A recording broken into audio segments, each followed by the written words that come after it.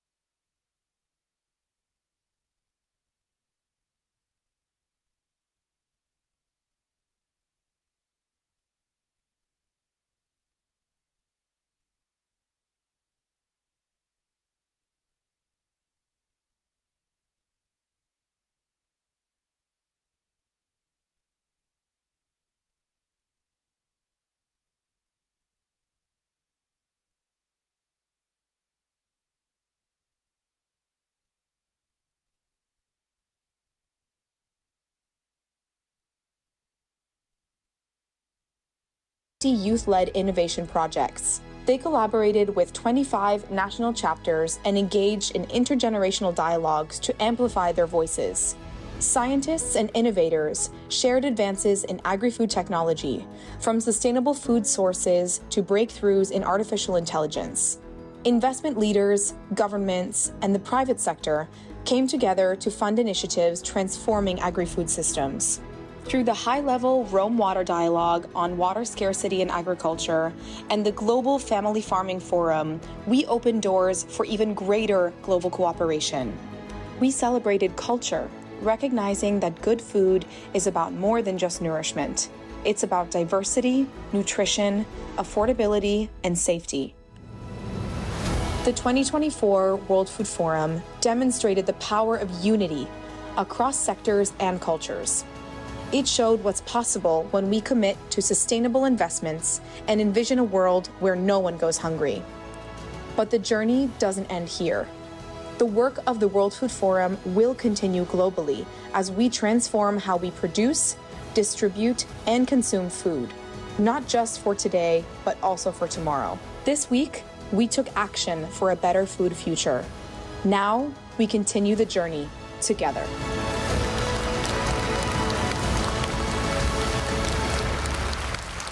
This is the World Food Forum, and the journey continues.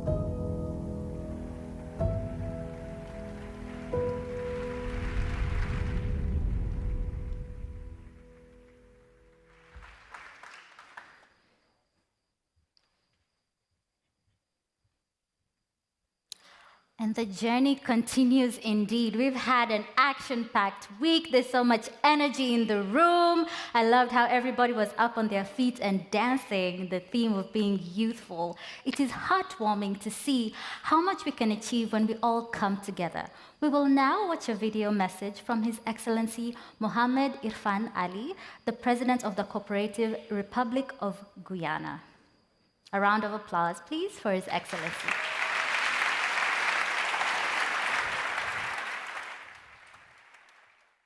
Three, two, one. I'm pleased to be part of this 2024 edition of the World's Food Forum. This year we convene under the theme, and I quote, "Good food for all, for today and tomorrow." This year's theme words carry a profound sense of urgency. Today, threats to global food security loom large, driven by the relentless impacts of climate change, ongoing conflicts, and deepening inequalities. This year's World Food Forum is not merely an opportunity to discuss these challenges. It is a call to action to ensure that every individual has access to safe, nutritious, and sustainable food now and in the future. We have set ourselves the noble mission of eradicating hunger by the end of this decade. However, hunger is not simply about scarcity. It is about the system we build or fail to build to ensure equity and access to food for all. We are already in a global food crisis, with over 700 people going to bed hungry each night. A grim reminder of our failure to address one of humanity's most basic needs. Even more alarming, nearly 3 billion people lack access to healthy, nutritious diets, resulting in widespread malnutrition, preventable diseases, and stunted development. This crisis is not a distant threat. It is a harsh reality unfolding now. Exacerbated by climate change, conflict, and economic inequalities, if we cannot reverse this trend, the devastating human costs will only continue to grow, condemning millions to hunger, illness, and premature death. This is a crisis that we can and must address together. It would be an indictment against all of us if we fail to do so. I'm particularly concerned about the millions of innocent people in conflict zones without access to basic nourishment. They suffer not only from the trauma of conflict, but also from the consequential deprivation of basic access for food and water. Guyana stands with the global community in the quest to build more climate-resilient food ecosystems. As a nation that has faced the realities of rising sea levels and extreme weather events, we understand the importance of investing in building a resilient food ecosystem, one that is resilient, one that is sustainable, and one that can withstand the shocks of climate change. But we also know that no country can tackle these challenges alone. It requires global collaboration, significant investment, and need for the more rapid diffusion of innovative technologies. Guyana is transforming its agricultural sector by embracing sustainable practices and modern technologies.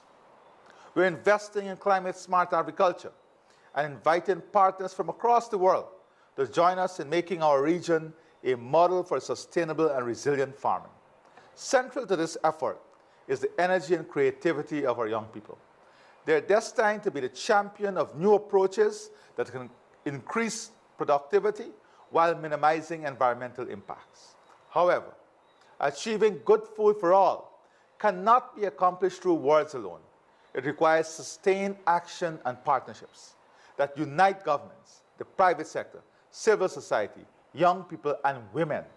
We must boost food production, improve nutritional outcomes, and ensure that the benefits of a more productive food system reach those who are most vulnerable. This is the path from promise to productivity. Let us commit ourselves to building a food ecosystem that is not only productive, but also inclusive and just. A system where every person, regardless of their circumstances, can access safe, nutritious, and culturally appropriate food. By prioritizing smallholder farmers, women, and those in conflict zones, we can create a future where good food for all is not just a vision, but a reality. Guyana stands with you in this effort Together, we can turn the promise of good food for all for today and tomorrow into reality. Let us seize this opportunity, not just for ourselves, but for the millions who depend on our collective will to make a difference. In doing so, in building this food ecosystem, we must understand that a food ecosystem is not about agriculture alone. Agriculture is just but one component of the food ecosystem.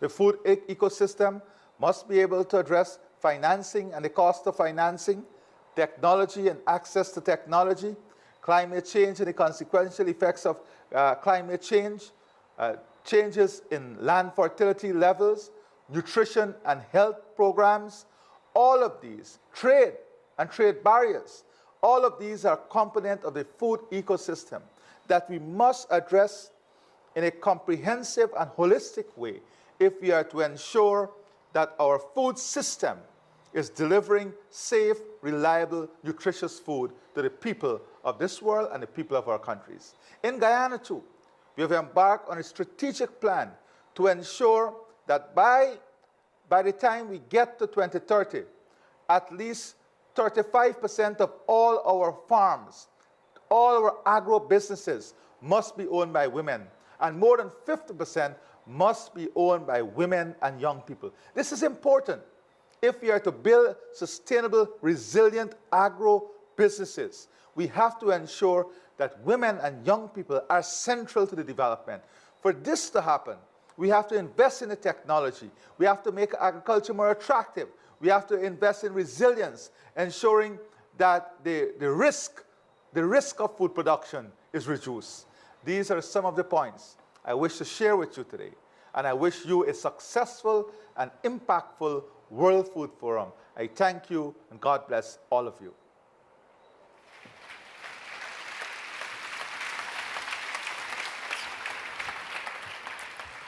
Thank you to the President for this powerful message. It is now an honor to invite Her Excellency Ms. Naramun Pinyo-Siwat to deliver a special address on behalf of Her Excellency Ms. Paetongtarn Shinawat, the Prime Minister of Thailand. Excellency, the stage is yours.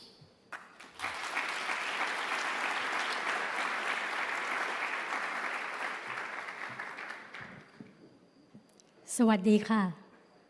On behalf of the Prime Minister of the Kingdom of Thailand, Ms. Paetongtarn Shinawat, I'm honored to convey her message of congratulations to the FAO under the leadership of the Director General, Dr. Chu Tong-yu, for the remarkable success in hosting the 2024 World Food Forum.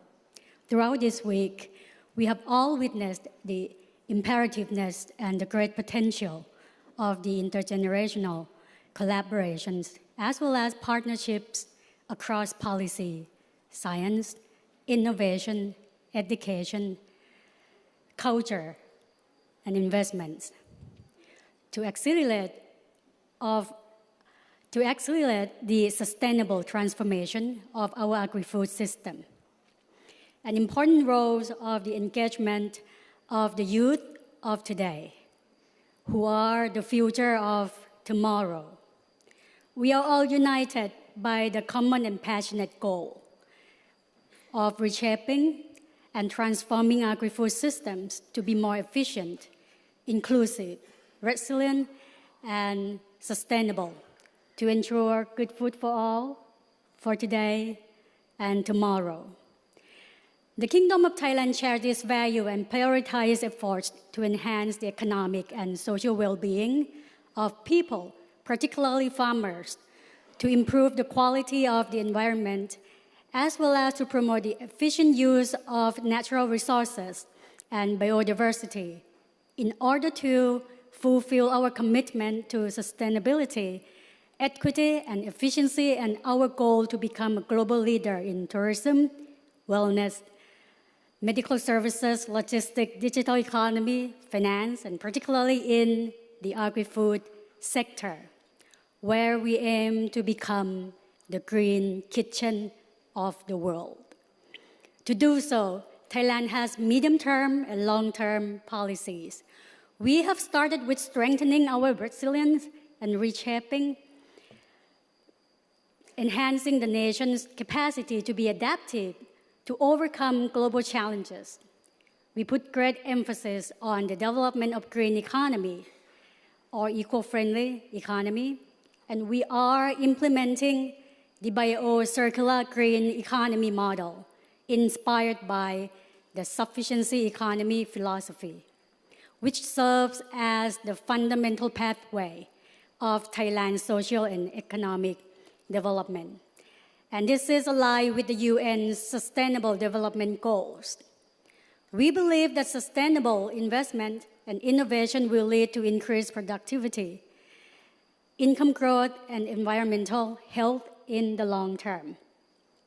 Thailand is also addressing the science, technology, and innovation gap by continuing to invest in national mega projects, developing high-quality public facility system, promoting the adoption of digital technology, stimulating matching of development funds, and fostering collaboration between public and private sectors in R&D and innovations, as well as providing incentives for academic collaboration. We support the modernization of agriculture by leveraging technology from precision farming to digital marketplaces, promoting clean production technologies to create low-carbon society, adding value to agricultural products and improving productivity and resource efficiency, as well as increasing farmers' income. Under the policy concept, market-led, innovation-driven, and income growth, the implementation of which is under the responsibility of Ministry of Agriculture and Cooperatives. We are also working to raise global and national awareness on the crucial roles of soil and water for food security, and to promote investment in research and innovation, particularly to improve soil health and enhance water use efficiency. In this regard, allow me to seize this opportunity to invite you all to participate in global celebrations of World Soil Day on the 5th of December, and to compete for the World Soil Day Award, sponsored by the Thai government every year. Distinguished delegates, the current and emerging global challenges we are confronted with require multilateralism and renewed spirit of international cooperation. Thailand stands ready to share our experiences and best practices in sustainable development and reiterates its commitment to determination to strengthen cooperation with FAO, with member nations and relevant stakeholders to transform our agri-food system towards greater sustainability, equity, and balance in all dimensions. And I would like to take this opportunity to also to invite you all to the International Soil and Water Forum 2024, co-organized by the FAO and the Ministry of Agriculture and Cooperatives in December. So I hope to welcome you all in Bangkok in December. Thank you. ขอบคุณค่ะ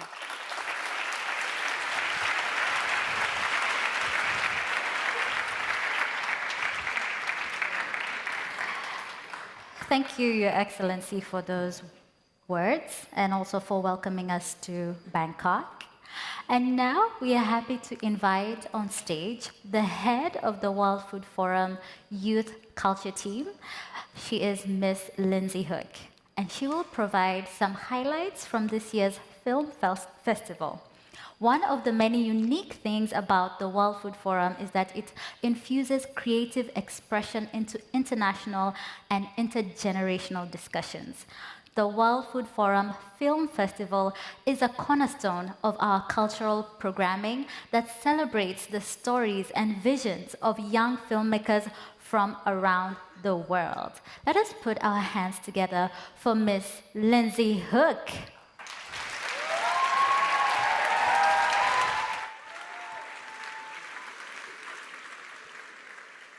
Culture is a catalyst, and we've seen that throughout this week. In almost all of our main stage events, you've noticed little bits of culture that wake everyone up and help everyone understand the complex issues of agri-food systems in universal languages that we all have come to know and love. From gastronomy to art, and of course, to the power of film and music. Often, when they're put together, they're even more powerful. So I am proud to present to you all today a recap of how it went this week. We've had 3 of our fantastic film directors here with us to actually accept their awards during the film festival this week for the very first time in person, which was very exciting. And I'm also very pleased to share with you all a small glimpse into the films of both last year and this year to show you the power it holds to enable youth to transform agri-food systems for a better food future for today and tomorrow. So let's take a look at the 2024 World Food Forum Film Festival teaser.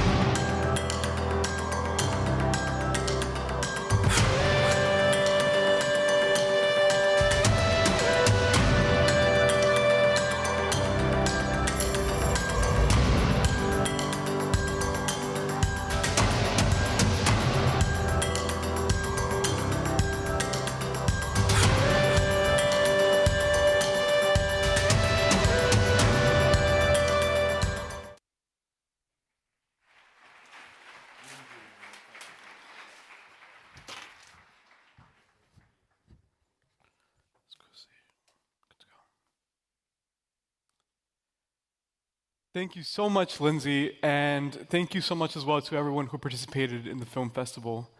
Now we're going to move into a series of panel discussions to dive a little bit deeper into the key takeaways from each of the fora that took place throughout the week.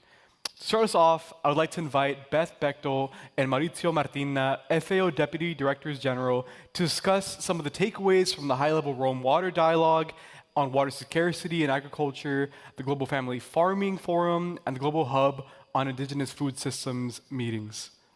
I'd like for y'all to join me. How are you? So good to see you. How are you? Hi, I'm good. Good to see you. Thank you so much for joining us. So first, Ms. Bechtel, I wanted to give you the first question and ask, can you provide us with some insights and takeaways from the Rome Water Dialogue?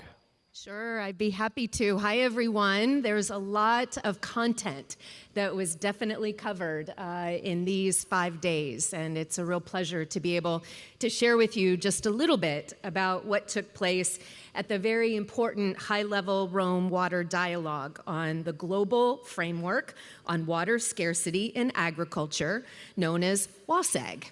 So if I might, let me just touch on maybe a few achievements from this really high-level discussion that took place. The first, and while it may seem somewhat operational, is a really important development, which is that during the dialogue, there is actually now the formal establishment of a member-led WASAG steering committee. But let me explain why that is so critically important. This is member-led, member-driven, chaired by the Prime Minister of Capo Verde, vice-chaired by the Special Water Envoy of the Netherlands, and this group will really drive the strategic oversight from across FAO's 7 regional groups to really direct the strategic approach for us in taking on important issues around water scarcity. This group also, in a fairly short period of time, was able to put together a Rome Declaration on water scarcity in agriculture, which I think, as we all know, is a very important commitment to make sure that we are taking on what we all recognize is one of the world's greatest challenges, water scarcity. And this declaration is not just a commitment, but it starts to lay out the very specific actions that will be taken. And third, I think this group very importantly recognized the Rome Water Dialogue of this year's World Food Forum can't just be a once and done dialogue. And so there are already really exciting commitments to, first, put the next Rome Water Dialogue together in 2025. There's a new WASAG strategy that will be adopted by then.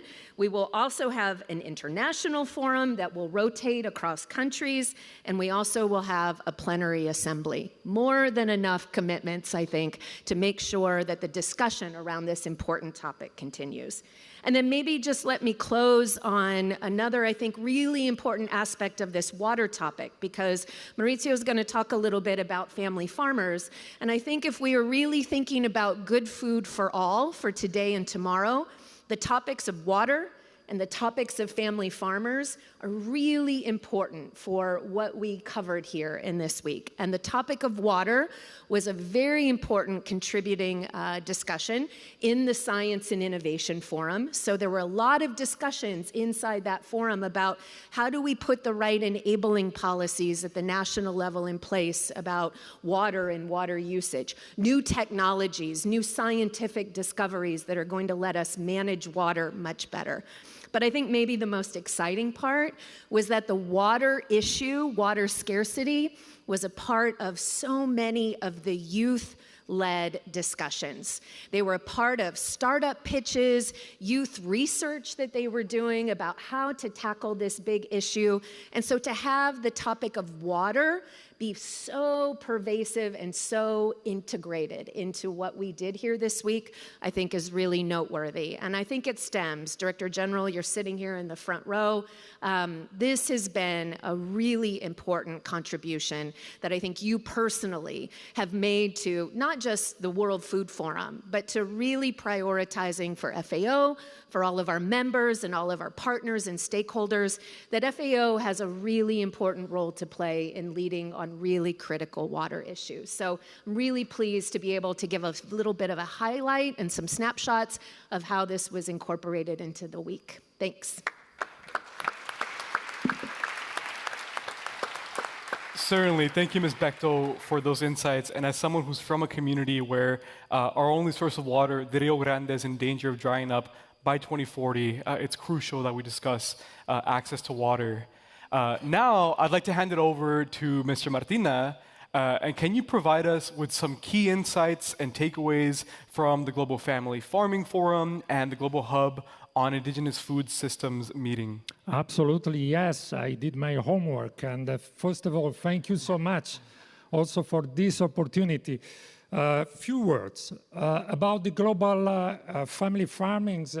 The discussion held in our very nice farm highlighted three main topics, I would say. First, the urgency to protect the family farmers with policies and intervention that promote, first of all, the local production by recognizing the value and the diversity of this very production.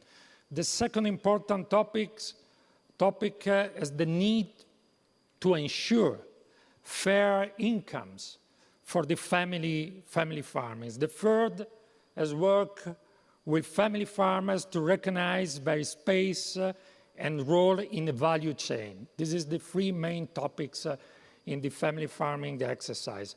About the indigenous peoples, the indigenous nomadic tent in front of our building. In the tent, many experts work together on four focus areas: the poverty, the mobility and nomadism, the co-creation of knowledge, and the ultra-processed food.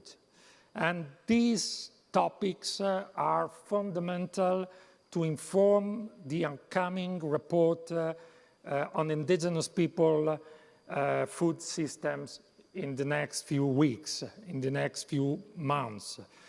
And I would like also underline another important initiative. We launched also the vow for better schools, like a major step in advocating the academia. For me, it's absolutely crucial for us, for our Director General.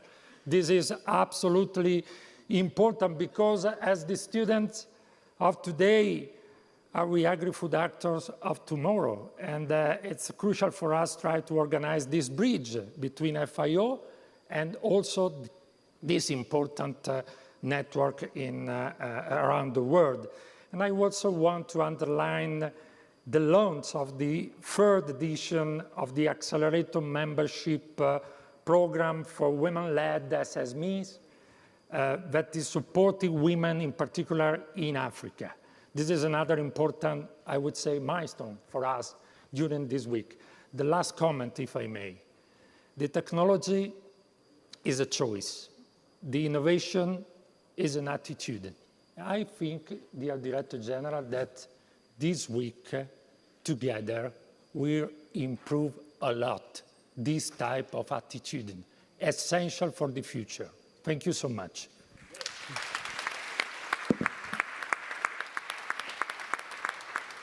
Thank you so much, Mr. Martina, for these interesting points. And it was really great to see both family farmers and indigenous communities represented throughout the week. And thank you so much for joining us. Thank you. Thank you. Thank you again to our panelists for these insightful takeaways. And as we've seen throughout the week, youth engagement is at the heart of the World Food Forum, where we've seen the immense impact of young people in shaping agri-food systems. It is now my privilege to move on to our second panel on intergenerational reflections on youth engagement in food and agriculture. For this, we invite on stage Chamora McNee, World Food Forum Youth Policy Board member, along with Robert Bonney, who is the USDA Undersecretary of Agriculture for Farm Production and Conservation, Ayaz Mukarram Sheikh, World Food Forum Young Scientists Group member, Michaela Highland-Wood, World Food Forum Youth Policy Board member, and Jessica Musamindu, World Food Forum National Chapter Lead for Zimbabwe. Chamora, over to you. Thank you, Oscar. Good day, everyone. My name is Chamora McNee, and I'm from St. Vincent and the Grenadines, and I'm also a Youth Policy Board member for the Latin America and the Caribbean. I'm your moderator for this segment, and we're here with some amazing youth, and they're doing transformational work within the agri-food system. And we have with us Mr. Robert Bonney, the Undersecretary of Agriculture for Farm Production and Conservation of the United States.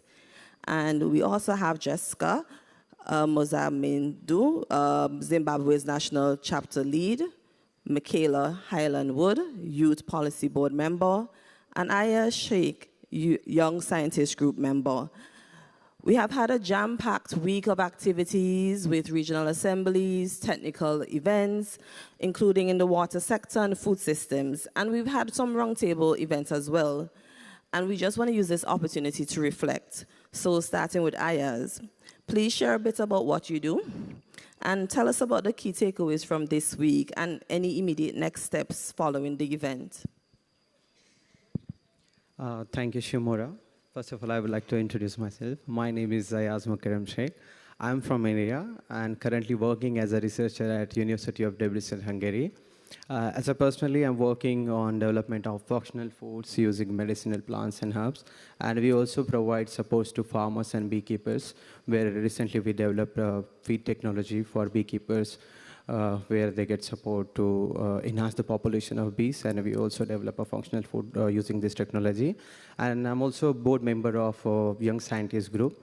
So this group is a really talented group of people selected from different parts of the world. We started a 2-year mandate last year, and recently we launched our report day before yesterday by Chief Scientist. regarding involvement of youth by using agriculture technologies. I mean, we have really a difficult title, but I just want to give you the brief. And it was an amazing experience attending more than 70 plus events like Policy Deliberation Challenge, Transformative Research Challenge, Youth Food Innovator Lab, and so on. So, I mean, I'm speechless. And even I'm really happy, and I would like to express my sincere gratitude and vote of thanks to World Food Forum, FAO, DG, Chief Economist, and all the stakeholders for providing this wonderful experience and this opportunity. It's not easy for the youth around the world, to have this kind of platform where they come, express, share their knowledge, they learn in this kind of age. I'm speechless. Thank you so much. Thank you. And Michaela, can you just share a bit about what the Youth Policy Board is doing and any key takeaways from this week and next steps? Thank you, Shamora. Good afternoon, Your Excellencies, ladies and gentlemen, those who are young and young at heart from around the world.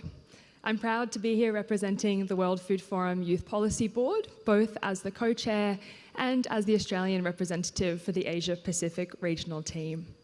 I'm a junior researcher at ACR, the Australian Centre for International Agricultural Research, which is the specialised food security organisation of the Australian Aid Program. Building on the work of the previous Youth Policy Board cohorts, we are now a group of 24 young leaders from 6 FAO regions who are working to understand and take action on the regional priorities of youth, from food waste to accessing digital technologies, from food labelling to credit and finance. It has been a really wonderful week here to meet so many passionate people from around the world, but I really would like to highlight just 2 things that I'll take away.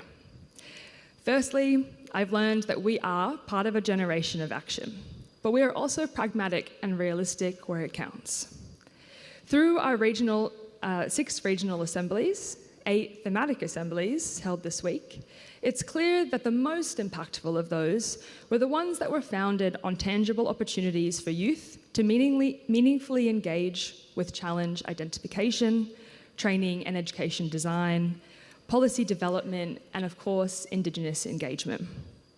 And that was why it was so wonderful to see our Global Youth Action Plan launched this morning, a plan that highlights our regionally specific policy priorities, actionable areas, and the anticipated impact.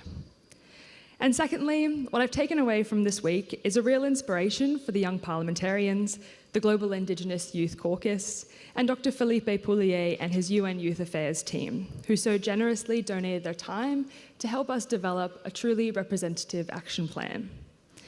I think we, as young people, have something to learn from each of these groups and from each of you in the room today, who not only bring a unique perspective, but the energy and the willingness to engage in an experiment to bring youth voices to the table. But we are here today, as my colleague Andy rightly said this morning, in the seat that youth have earned.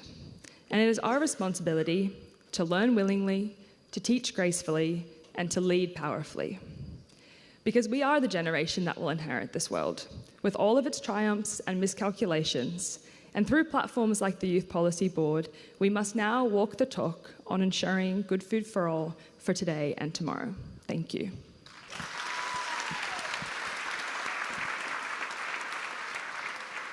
Thank you so much, Michaela. And building on the work of the Young Scientists Group and the Youth Policy Board, we now have some words from Jessica about the national chapters. Please share about any takeaways from this week and any next steps that are coming up. Yeah. Thank you so much, Shamora. Good afternoon, Your Excellencies, distinguished guests, ladies and gentlemen. As mentioned, my name is Jessica Mzamindo. I'm from Zimbabwe. I'm a young farmer and a lecturer at Marondera University of Agricultural Sciences and Technology. I'm also the World Food Forum National Chapter Lead for Zimbabwe.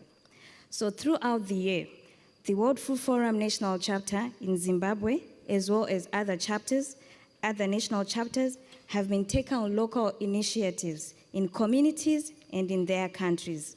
These networks of networks have been mobilizing and connecting youths in national platform so they can unify their efforts towards transforming their local agri-food systems.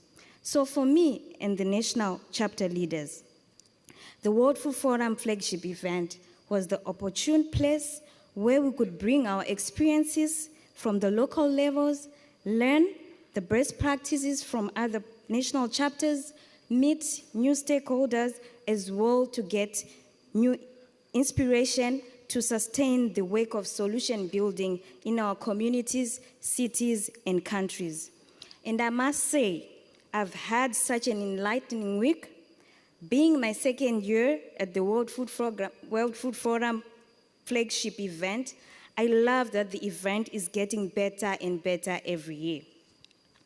So, after such an insightful and inspirational week, what is next for me? What is next for us?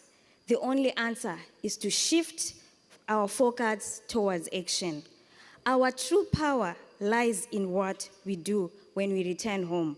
Since our actions at the local level is the foundation upon which global change is built. And our 25 national chapters are just the right platform for local action. We are breaking the fragmentation between different youth engagement in agri-food system sector. We are working with FAO country offices for structured youth participation and engagement.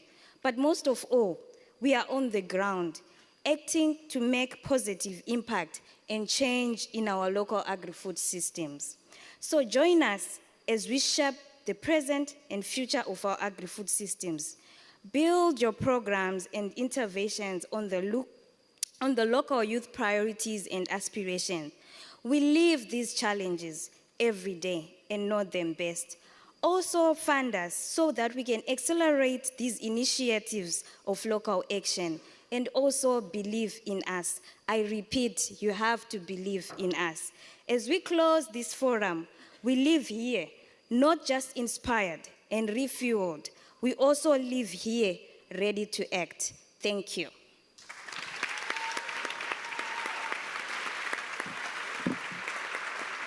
Thank you so much, Jessica. Now that we've heard about the ongoing work of the Young Scientist Group, the Youth Policy Board, the national chapters, and there's room for collaboration and integration of all our actions and our plans and our reports. Mr. Bonnie, based on what you've heard, the contributions shared, can you please share some thoughts and feedback? First, it's great to be with all of you all, and I want to underline how important youth engagement is in the work that you all are doing with the FAO to all of us that are in agriculture. In the United States, our average age of our farmer is in the late 50s. Now, I used to think that was old. It's not quite as old as it used to be to me, but we need to involve more young people in agriculture, agricultural policy. Our challenge is that there are a lot of barriers: access to land, access to capital, access to knowledge. And so at the U.S. Department of Agriculture, we're thinking about how do we knock down many of those barriers. How do we make it easier to transfer existing farms, existing operations to new folks? And part of that is outreach. It's working with youth farm organizations, in our case 4-H, Future Farmers of America, minorities in agriculture and natural resources and related sciences. It's also thinking about agriculture in a broader way. So much of our youth today in the U.S. are coming in sort of non-traditional agriculture, urban agriculture, indoor agriculture, value-added agriculture, organic agriculture.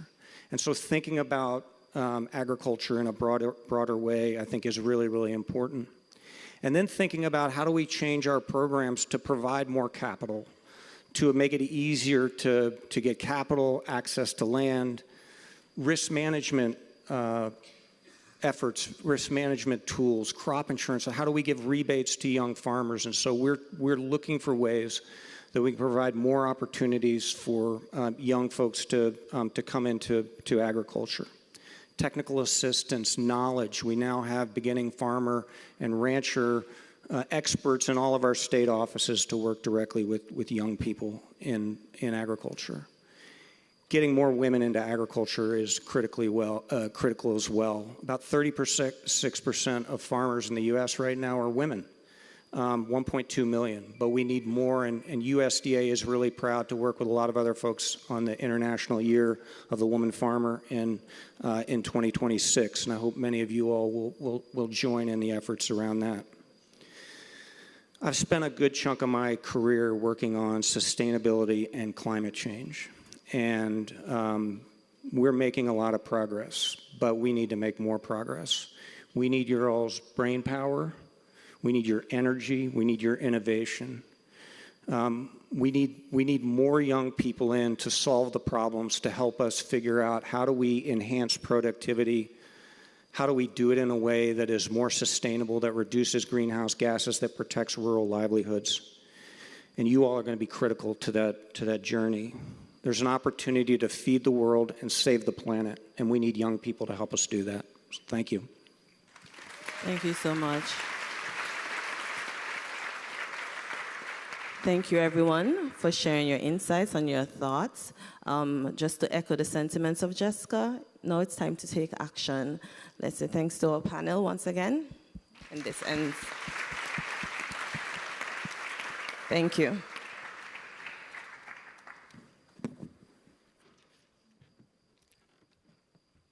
Another round of applause to our panelists.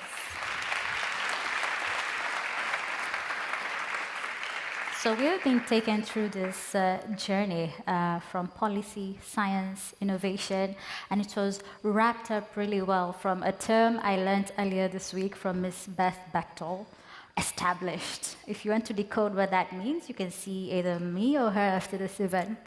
And thank you once again to our panelists for such an inspiring conversation. It is clear that the youth have played a crucial role throughout this week and will continue to do so after this forum.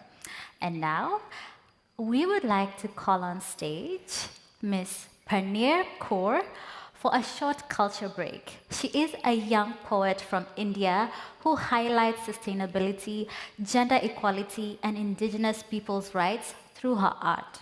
She founded Poetry for Planet, a youth-led global initiative that highlights stories of unsung climate leaders, and Girl Up Zuban, which empowers marginalized women in India. Parneet, over to you. A round of applause, please.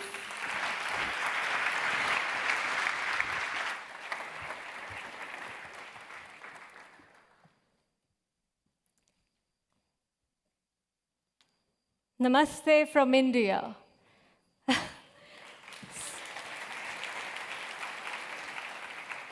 So I'm Parneet Kaur, the official World Food Forum poet and the founder of Poetry for Planet. I bring you two things today as we end. So my team of Poetry for Planet could not be present here in person, but they are in essence. It's on my sari. They've written a poem in 7 languages from which my team belongs, from the countries from which my team belongs. They've written a verse, 3 lines, 5 lines, on what food means to them in their respective language, in their respective countries. And the second gift that I bring to you is a story of inspiration that I have sought from my own culture, my mom and my grandmother, and Punjab, where I belong from. When I think of good food, I think of my mother, her ghee-laden bread. I think of my grandmother, her buttermilk and curd. I think of my aunt who plants mangoes in little pots, so I unbraid my hair all the way to the root, to the very first farmer, a young woman. I reckon she would sow wild berries playfully along the banks of a dainty river, for her children to harvest. Yes, you and me. So I saw one and my sisters too, as we walk in the footsteps of our great-grandmother. Yet, when I ask you to picture a farmer, is it a young man holding a sickle? However, now far from truth as I speak of a saga unforetold, less than 2% women own land in my Punjab, the land of 5 rivers, yet none flow to the fields of my sisters. When I think of good food, I think of Ceres in Rome who blessed humanity with the gift of agriculture. I think of Isis in Egypt to save man from man by offering him barley instead. I think of Annapurna in Kashi who had God at the mercy of food. So, when I ask you again to picture a farmer, is it a young woman, roughly my age now? Thank you.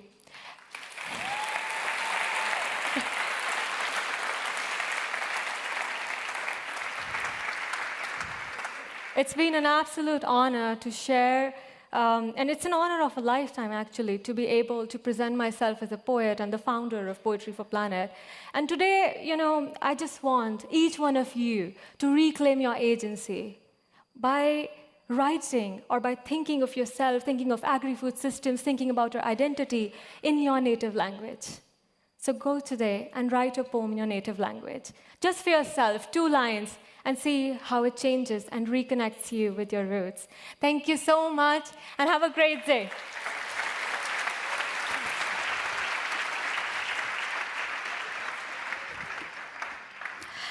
Thank you so much, Panir, and for that clarion call. One of the what do you call them? The headliners of her poem says, when you think of a farmer, is it a young girl like me? Well, the answer is yes. We are the face of the new farmers. And now we will turn to our third panel to hear reflections from the Hand in Hand Investment Forum team. For this, we invite FAO's Chief Economist, Maximo Torero. A round of applause.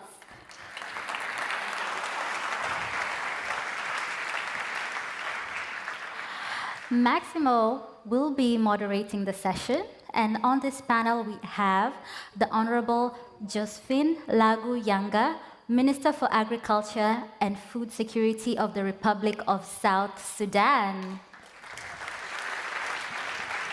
A round of applause. Welcome on stage. And next on the panel, we will have His Excellency Abbas Jabr Ali Maliki, Minister for Agriculture of the Republic of Iraq.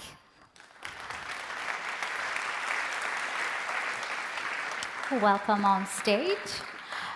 We also have the Honorable Ramnath Adhikari, Minister for Agriculture and Livestock Development of Nepal.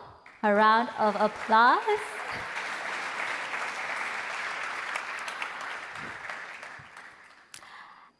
And finally, Her Excellency Laura Suazo, Secretary of State for Agriculture and Livestock of the Republic of Honduras, who will be joining us online.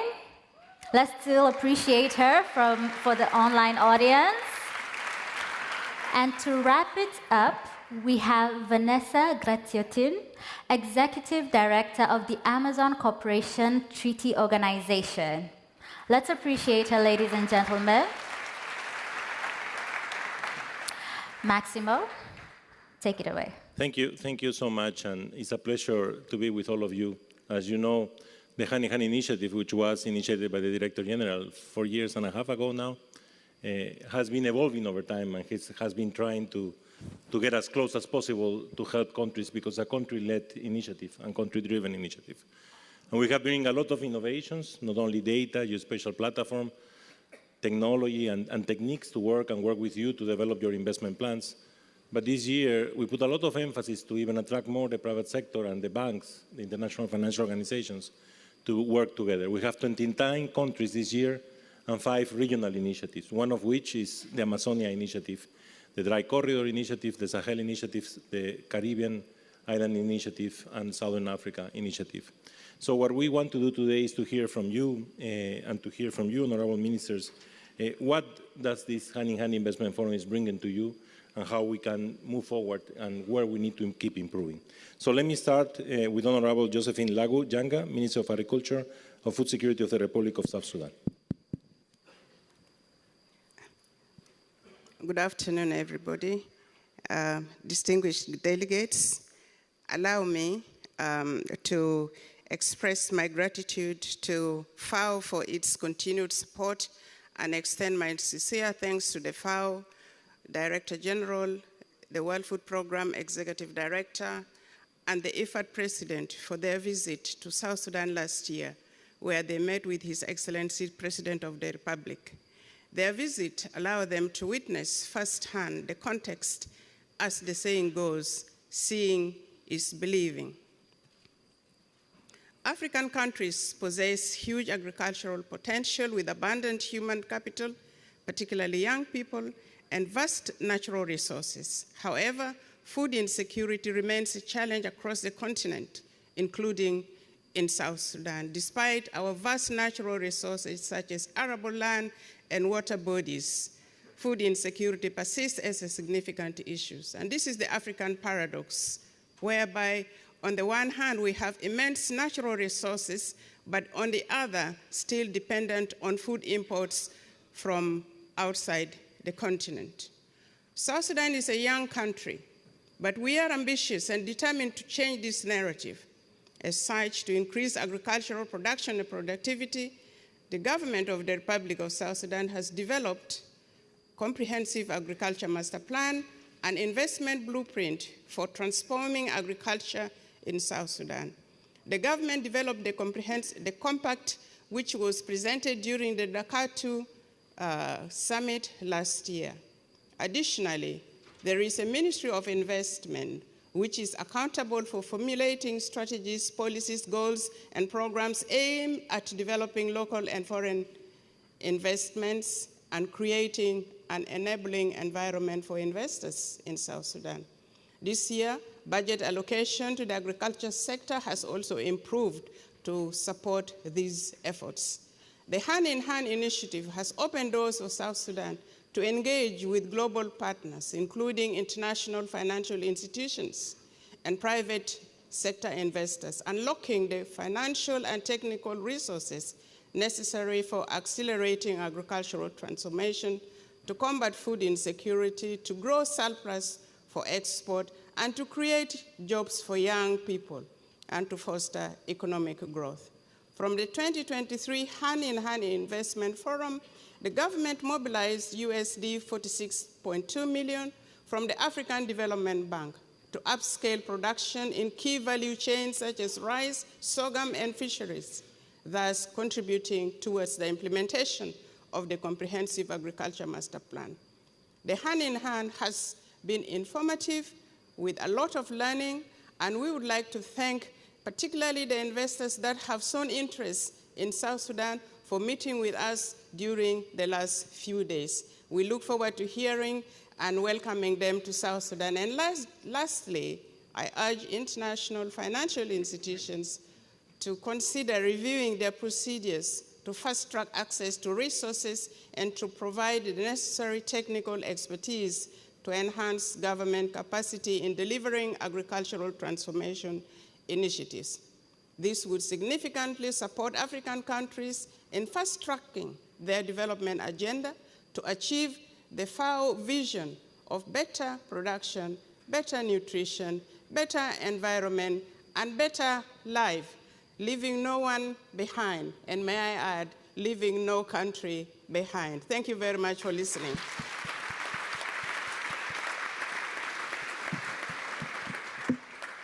His Excellency Abbas Jabbar Al-Maliki. Again, the same question. Is the Investment Forum helping your initiatives?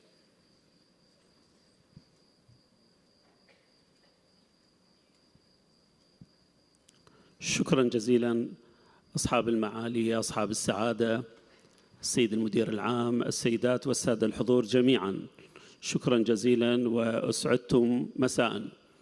بالتأكيد هذه المنظمة التي ما قارب إلى 80 عاما من تأسيسها ووجودها وحضورها الكبير والدائم، ولا سيما في مجال الأمن الغذائي ومعالجة التغيرات المناخية والتصدي لهذه الظاهرة الكبيرة التي ألقت بظلالها على كل بلدان العالم، ولا سيما على بلد العراق التي كانت لها آثار كبيرة حتى كان الخامس في الترتيب العالمي بالتأثر بالتغيرات المناخية.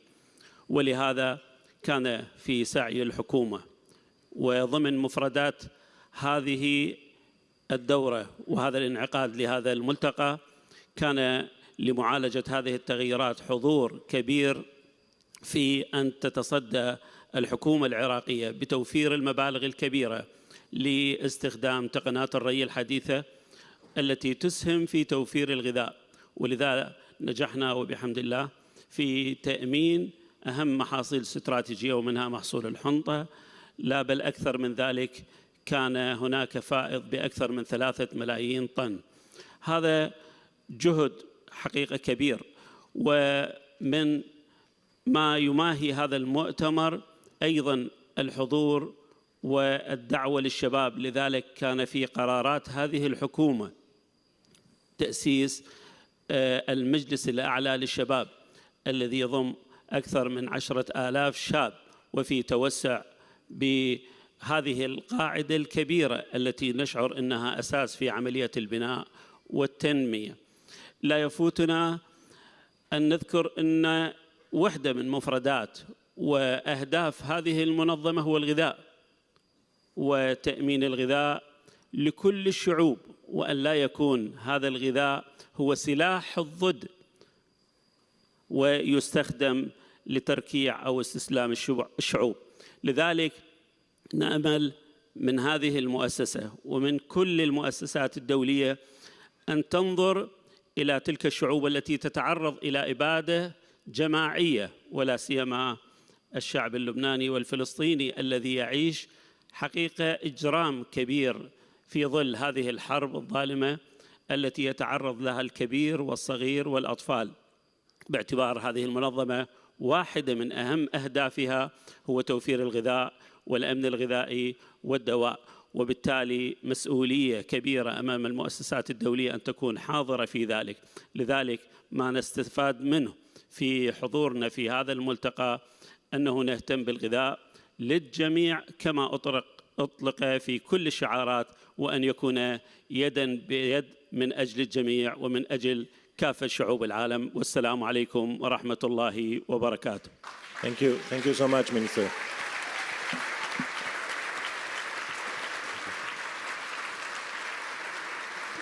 Let's now fly to Latin America. And, no, sorry, before that, Minister of Nepal, can you tell us what this investment forum, this World Food Forum, has brought to you and how much could help your country? Thank you for the question. FAO Director General, distinguished delegates, ladies and gentlemen, good afternoon and namaste. It is a privilege to represent Nepal at this important forum. Nepal is a nation deeply rooted in agriculture, with nearly 2/3 of our population reliant on this sector for their livelihood. Hand in hand, initiative is supporting Nepal agricultural transformation efforts in climate resilience, youth engagement, and food system transformation. In recent years, unpredictable weather patterns cause floods, drought, and crop loss, especially in our rice-growing regions like Tarai Plain.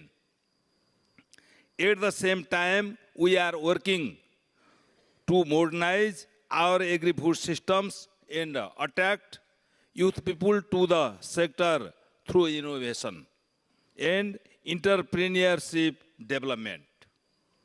The forum become the invaluable platform for Nepal, helping us to identify strategic investment opportunities and mobilize international partnership. Through this forum, we are gaining access to the technical expertise from FAO. For example, our work on large cardamom, Sichuan pepper, highland, potato, and pangasius fish. We are benefited from technical cooperation under this initiative, focusing on improving crop yield, value chain, environment, risk, and enhancing access to market for smallholder farmers. Moving forward, Nepal is committed to scaling up this effort with continued collaboration through the investment forum. We see tremendous potential in using this platform to attract private sector investment, agribusiness opportunity for youth, and address the climate risks that threaten our food security. We invite invest and development partners to work with us in transforming our agri-food system to a more resilient, inclusive, and sustainable. Together with international cooperation and investment, we can achieve a future where agriculture not only feeds our people but also drive economic growth and sustainability. Thank you, Jai Nepal. Ahora viajemos a Latinoamérica. Excelencia Laura Suazo, Ministra de Agricultura de Honduras. Es un gusto tenerla con nosotros. ¿Nos escucha? Sí, muchas gracias.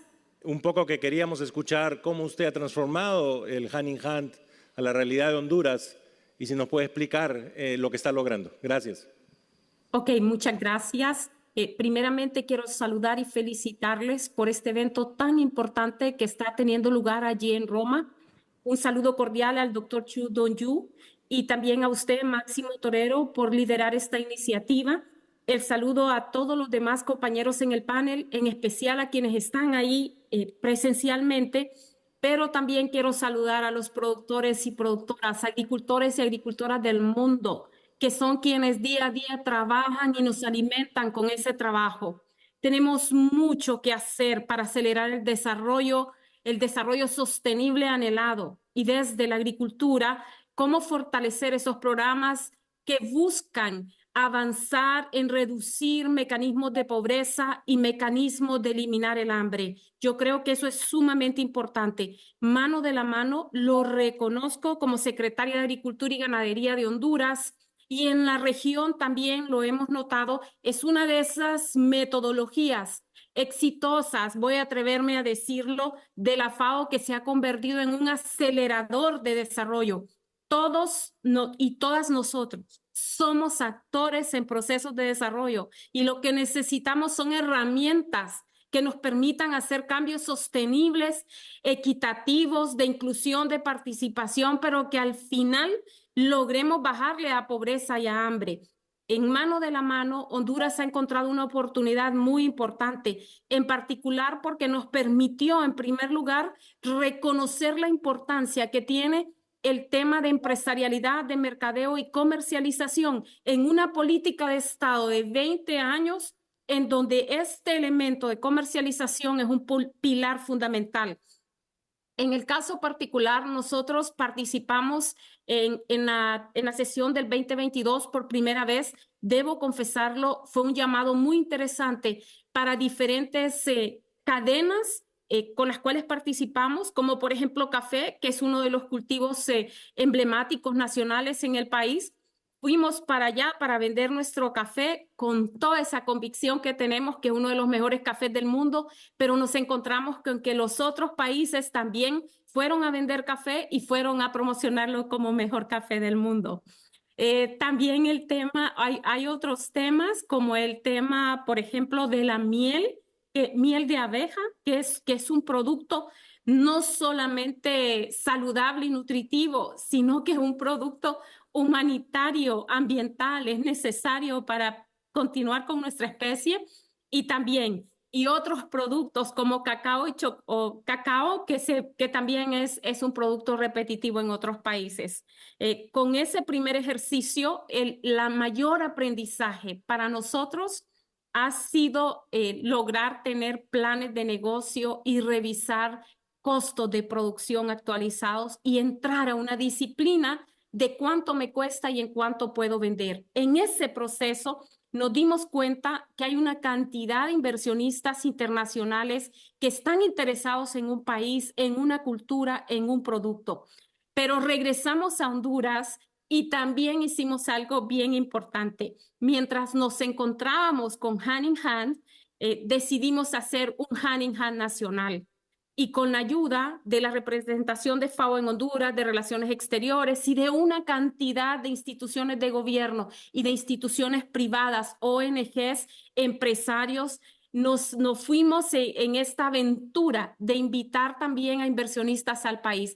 Ha sido súper exitoso. Tenemos ruedas de negocios también cada año en diferentes regiones estratégicas territoriales y he presenciado y he participado en otras actividades que ya son como de catación de diferentes productos con los inversionistas y he visto cómo los inversionistas viajan de diferentes países como Canadá, Alemania, México, Guatemala, Japón, a lugares recónditos, hermosos, desde la ruralidad a hacer negocios. Entonces creo que este elemento de mano de la mano, además de efectivo en cuanto a permitir esa recuperación de la inversión de la producción, nos lleva a todos también a confirmar algo importante, con lo cual cierro esta participación.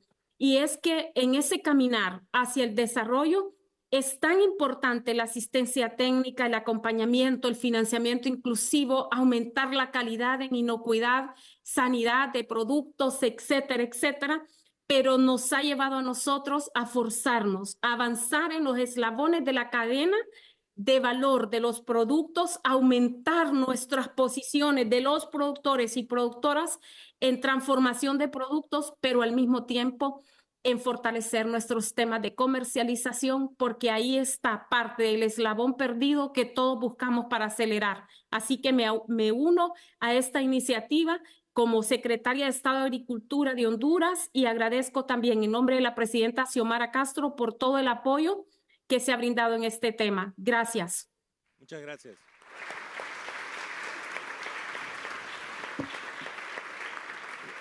One of the core objectives of Hand in Hand is what the minister mentioned, is to move out of hunger sustainably. And that's why we use geospatial information and territorial approaches. But one of the things that we learned in the process was that there were very common problems across regions, across countries. And that's why we started developing the Hand in Hand regional initiatives. Dry Corridor was one of the first ones. Then we did the Caribbean. And this year we have the Amazonia. And this has been a pretty impactful initiative. I was lucky to be in the meeting room. And the amount of people of interest shown in this meeting was incredible. So Mrs. Vanessa Graciotin, Executive Director of Amazon Cooperation Treaty Organization, how was your meetings, how was the work and the deployment of this initiative? Thank you. Muito obrigada. Quero cumprimentar todos e todas, cumprimentar o diretor-geral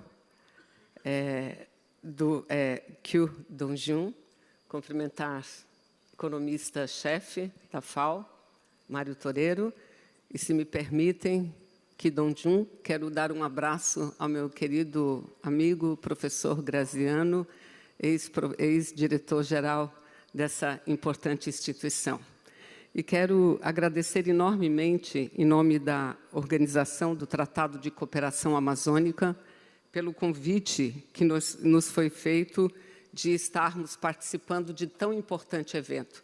Acabamos de ver a América Latina falar, se posicionar através do Corredor Seco, América Central. E estamos aqui representando uma parte importante da América do Sul, uma parte importante do planeta, que é o principal bioma, a mais diversa biodiversidade do planeta e a maior bacia hidrográfica do planeta, que é a OTCA. Então, em nome da nossa organização, do Tratado de Cooperação Amazônica, agradecemos muito a oportunidade de estarmos aqui, todo o apoio que temos recebido da FAO, que é uma parceira de todos os países membros da nossa região.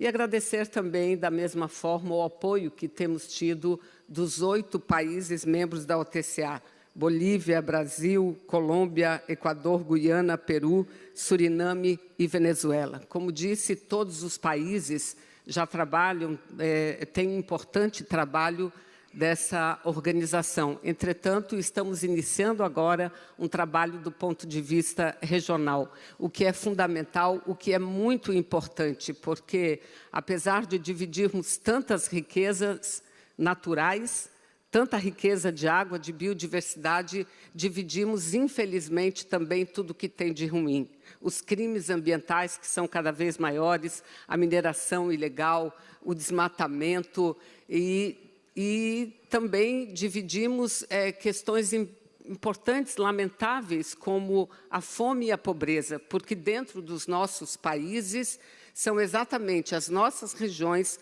a região amazônica, aquela que ostenta os piores índices de segurança alimentar, de pobreza extrema. Então, quero dizer que nós estamos muito entusiasmados com esse trabalho de fazer parte também dessa coalizão de combate à fome que o Brasil dirige no âmbito do G20 e que queremos muito fazer com que essa nossa parceria traga muitos frutos para a Amazônia e para todo o nosso país. Nós, durante esse evento, Dr. Toreiro, tivemos mais de 15 reuniões bilaterais. Tivemos contatos com muitas organizações privadas, públicas, ONGs, e temos certeza absoluta que nos próximos anos estaremos presentes para falar e mostrar o grande trabalho que a gente desenvolve em termos regionais. Muito obrigada. Thank you so much. So, Hand in Hand is a country-led, country-driven initiative, and also regional-led and regional-driven initiative. But also is a One FAO initiative. And we have bring FAO together. Thank you.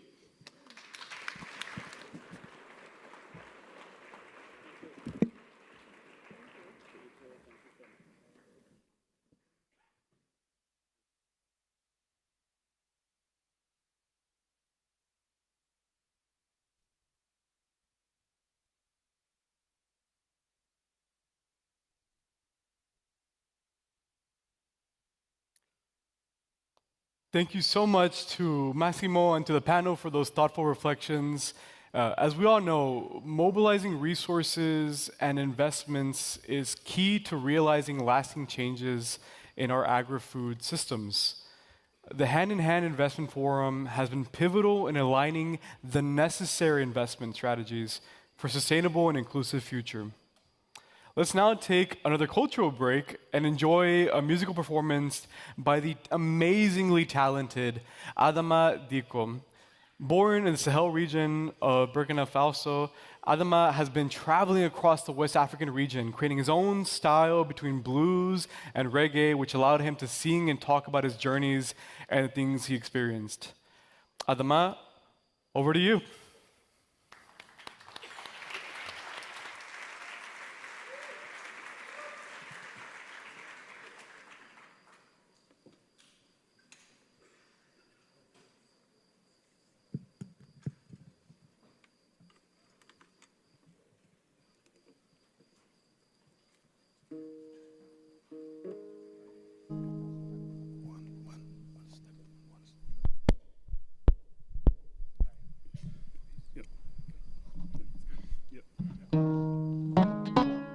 Good afternoon, each and everyone.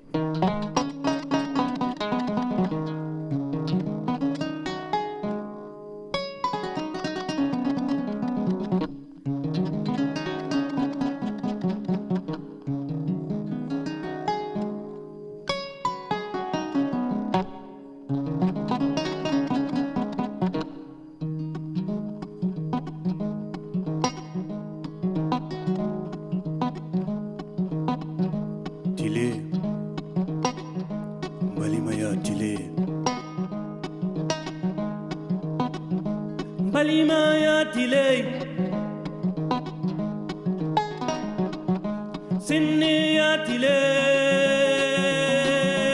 badenyuangatile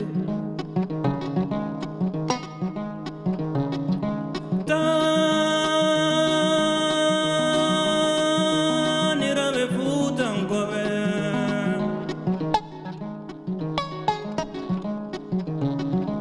yo miradore nasura mimi ile dimali tanirabe futangobe mimi ile di Burkina tanirabe futangobe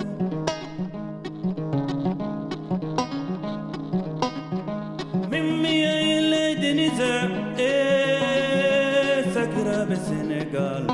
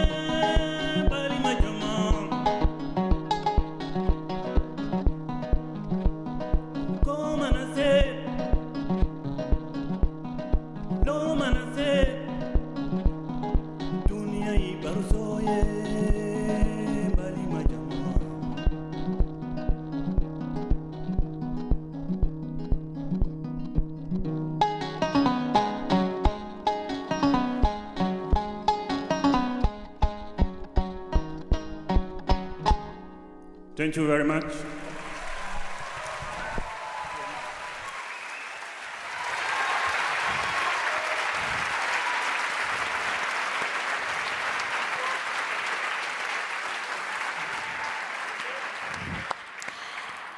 Another round of applause for Adama. Those are the sounds of Africa. Thank you so much for that moving performance. It was literally moving, right? And now we will shift gears to talk about science and innovation to our fourth and last panel. We had groundbreaking technologies, and now we are moving to innovative solutions. And the Science and Innovation Forum has demonstrated the critical role these fields play in achieving a sustainable future. To tell us a bit more, we will now hand the floor over to Ms. Beth Crawford, the FAO Chief Scientist, along with a round of applause for Ms. Beth. Welcome. Along with Ms. Ebba Engstrom, World Food Forum Young Scientists Group member. A round of applause. Welcome. And we have Seriazi Abdallah, a smallholder farmer from Uganda, who will be joining us online. And I now pass over to you, Ms. Beth. Thank you. It's a real pleasure to be here at this closing ceremony. And I wanted to ask both Ebbe and our online colleague, who I hope is also here, Seryazi, three brief questions. But before we do that, I also wanted to see if we could have a slide here behind me, because I don't know if those of you who participated in some of the Science and Innovation Forum events noticed, but we had two talented artists following many of the sessions, Christoph Kellner and Srinivas Mangipudi, who created live illustrations throughout the sessions, highlighting some of the key elements of the debates and the discussions around inclusive science and innovation. That was really very interesting and talented, and we'll be showing you one of those slides while we have this conversation with Ebbe and Seryazi. Thank you both for joining me. As you heard, Seryazi is joining us from Kampala, Uganda, and Ebbe is here with us today. So Ebbe, let me start with you. Can you tell me, what did you learn from the Science and Innovation Forum, and what inspired you the most? Well, thank you for that question, Beth. Well, I think what this forum's, what is showcased here, which I really appreciate because I'm an interdisciplinary scientist, is, this great balance that needs to be had between both looking at more very hardcore technology-focused elements, but also looking more towards the social sciences and looking at, asking the questions like, who is the innovator? How is knowledge management, produced? As well as, who creates knowledge and who is part of the conversation. So it was really nice to see all these sessions on locally driven innovations and, very contextualized and inclusive innovation. So for me, that was very inspiring as well when it came to the farmer field schools. I really appreciated that session. Very inspiring. Really showcasing the best of inclusive innovation and contextualized innovation. Thank you so much, Ebbe. So Yazi, let me ask you the same question. Can you tell us a little bit what you may have learned from the Science and Innovation Forum and what inspired you? Thank you so much, Ms. Beth Clifford, for the opportunity of inviting me and share my views and opinions. I salute the world. Good morning, good afternoon, citizens of the world. What inspired me first, I like the idea that the science and innovation prioritizes the young people and women, putting them at the forefront of promoting the agri-food systems. That positions the world to the future, because young people are not just the leaders of tomorrow, but the game changers of today. Two, the passion, the drive, the zeal, and the enthusiasm of innovators and scientists towards the transformation of agri-food systems is really an inspiration to me. And four, the potential of innovation and science to transform agri-food system is really an immense thing to hear. But also, my takeaway from this World Food Forum this year, as we're still discussing mechanization for Africa, the rest of the world is already in drones and cyber nation. This means that the effort, increased investment in the ensuring that those left behind in the rural communities, for example, where I come from, can immensely join the world in ensuring we put food security as a priority. And as I conclude, to my fellow young people out there, the world needs us. It needs our daring, our enthusiasm, our approach to ensure that we move this forward. Let's hold it in both our hands. And when I say young, I don't mean the birth date of our certificates, but an approach to life. The quality of mind and the quality of heart. The passion and the will to drive the science and innovation repositions us to ensure that the future that we partake in is a very key thing. Madam Beth Clifford, allow me to appreciate all stakeholders, the United Nations Food and Agriculture Organization, intergovernmental institutions, non-governmental organizations, private sectors, and social entrepreneurs present on this forum. It's been an honor to see intercontinental approaches to solving global challenges like climate change, hunger, poverty, and putting the agri-food systems for the beauty of the world. Thank you so much. Thank you. Thank you, Sarazi.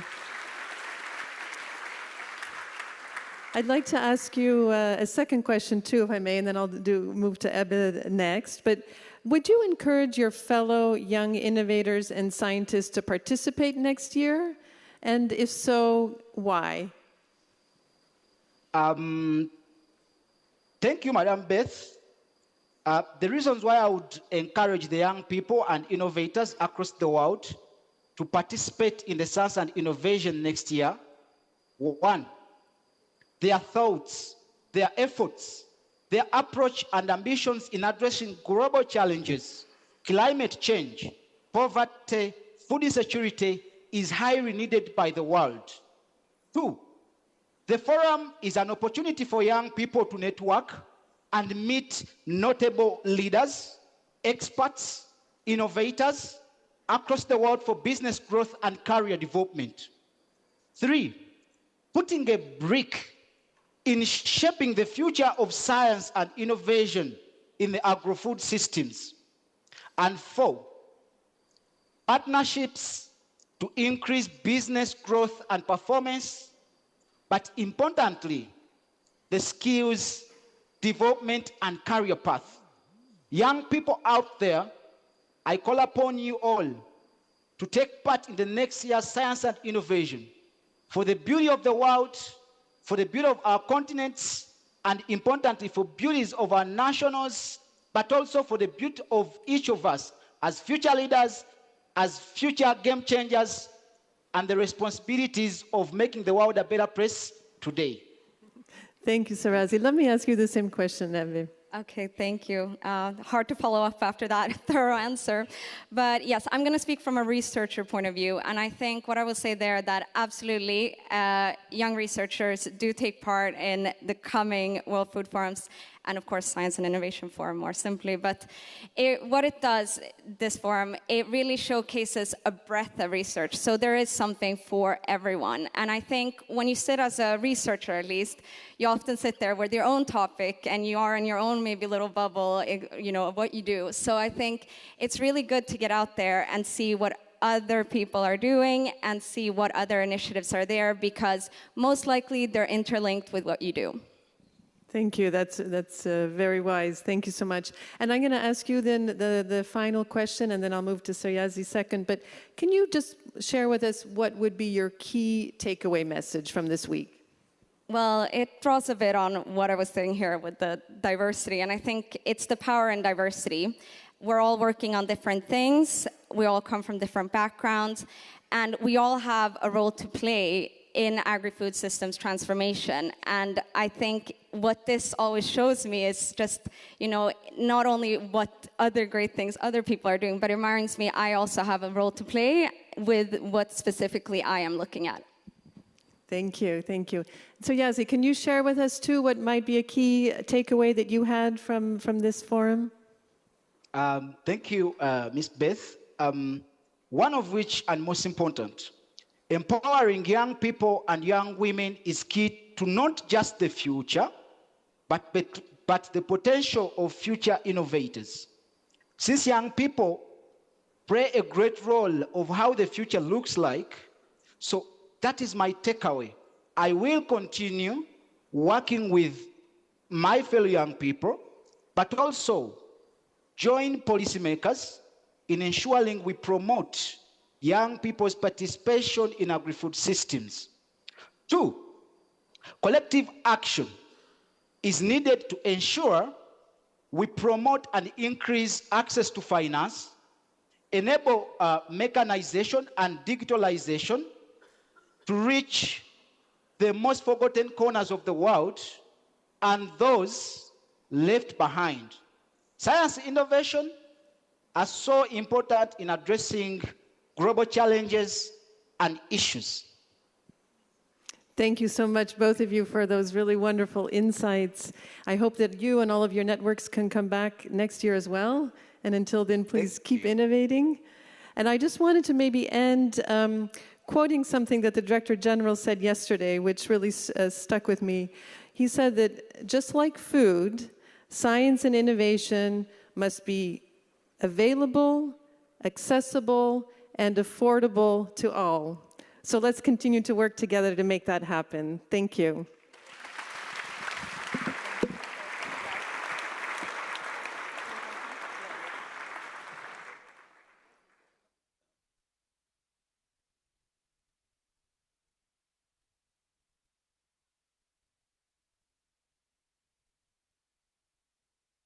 Thank you to the Science and Innovation team for your powerful perspectives.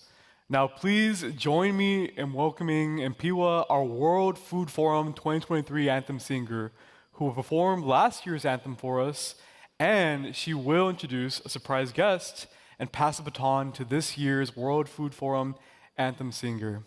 Let's give them a round of applause. Hello, World Food Forum. Hello, World Food Forum. What an incredible week it has been, right? I think the sheer creativity and the excellence that has been showcased this week should go beyond these walls and also for generations to come. Do you agree? All right. So I'm going to be singing the 2023 World Food Forum anthem that I wrote, and that song is about youth unity and empowerment. We're going to have a bit of fun, and then after that, I'm going to be introducing our very, very, very special, talented artist. Are we ready for some fun? Let's go.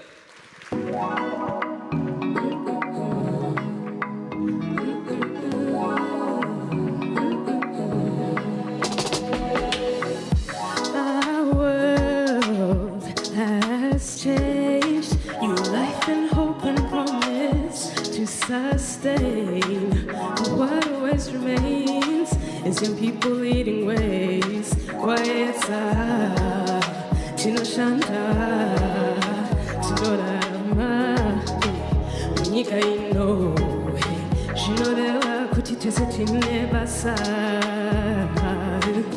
La promesse, la courage et mon entier, notre responsabilité de créer l'égalité.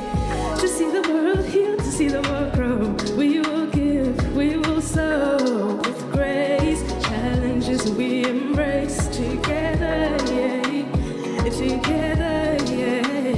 Together, yeah. Together, yeah. Ensemble, yeah. On fait ensemble, yeah. Ensemble, yeah. On fait ensemble, yeah.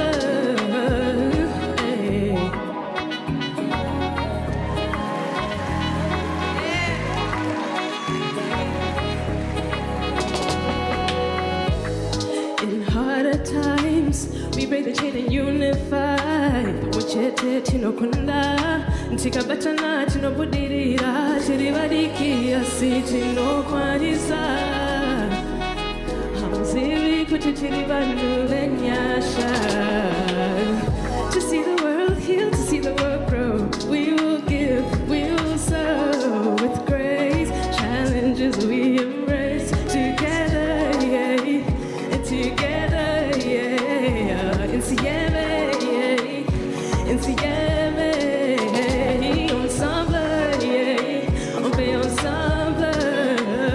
Insieme, yeah. Insieme, yeah. Together, hey. Ensemble, yeah. Je veux que tout le monde guérisse. We also want to see a world that's advancing sustainably and inclusively. And we shall do that together. Thank you.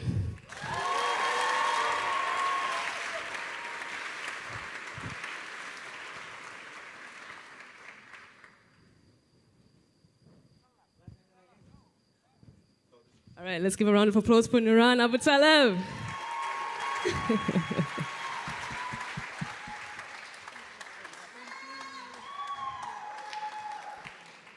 Hello, everyone. My name is Nouran Abu Talib. I'm a singer from Egypt. I'm very happy to be here with you today. It's pretty amazing to see all this hard work from all these people, coming from all these different backgrounds, just to achieve one goal. And it's a very noble goal for everyone, for a better tomorrow. I'm very happy and very proud to be part of this today with you. And my song has a little bit of Arabic in it, and I'm very happy to be the first Arab singer to sing the World Food Forum anthem this year. Thank you so much. And yeah, I hope you enjoy it. Thank you.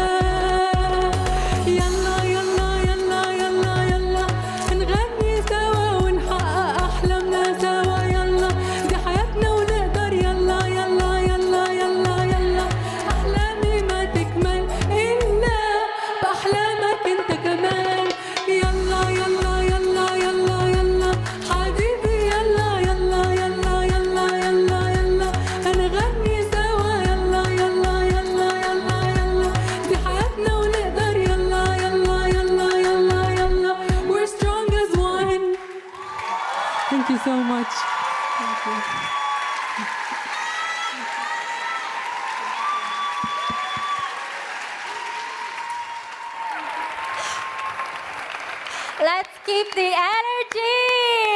Another round of applause for Nouran and Piwa. How many of us did the 360 camera at the atrium?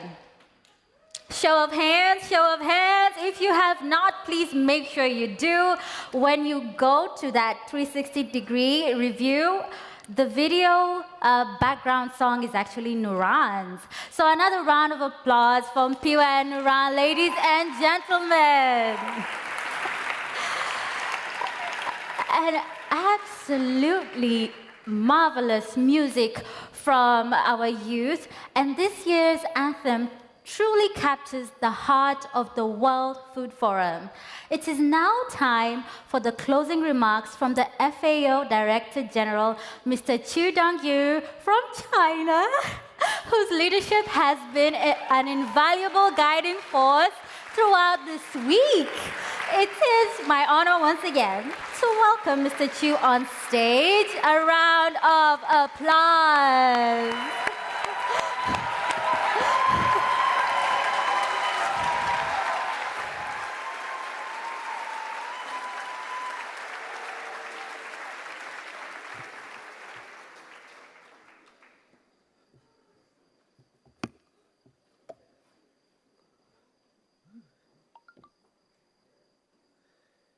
Excellencies, ladies and gentlemen, dear special guests, indigenous people, young at heart, dear colleagues, dear friends, dear farmers, and more important, 8 billion consumers we work for. And hello from Rome.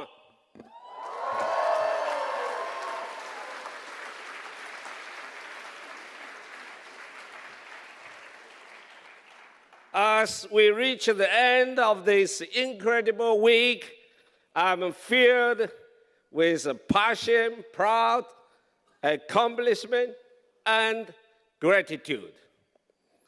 I wish to thank all my colleagues, friends, support staff, all the participants across the generations for your groundbreaking work and inspiring collaboration to help to create a better future, to transform global agrifood system, and to achieve the good food for all, for today and tomorrow. Thank you, especially to the passionate and committed people who brought this forum to life. Without all of you to participate, we don't have the file, we don't have the inspiring mood, make this room, make this building so hot and so warm, full of energy and dynamic. No matter a lot of senior position like a king, His Majesty, I never saw the king like Lesotho and the king of Swatini so relaxed, with so nice smiling. I know someone sent me a better catch the smiling from the king of Swatini. So we are human beings. We are human beings. We are human beings. Please, in Chinese culture, we say 3 times is most important. Repeat. So, thank you. Thank you so much.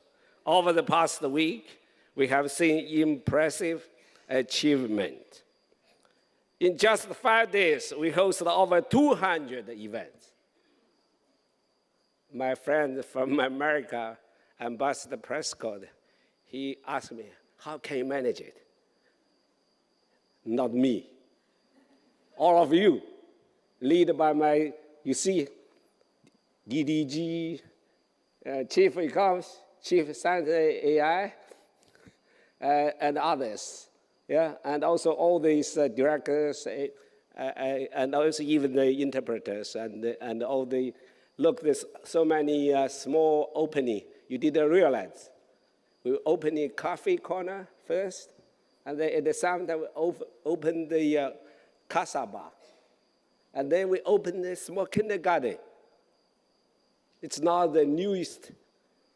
It's, I think, one of the best kindergarten in Rome. So I will attract a young girl, young boy. Work here, you are kids, have the good place to stay in the future.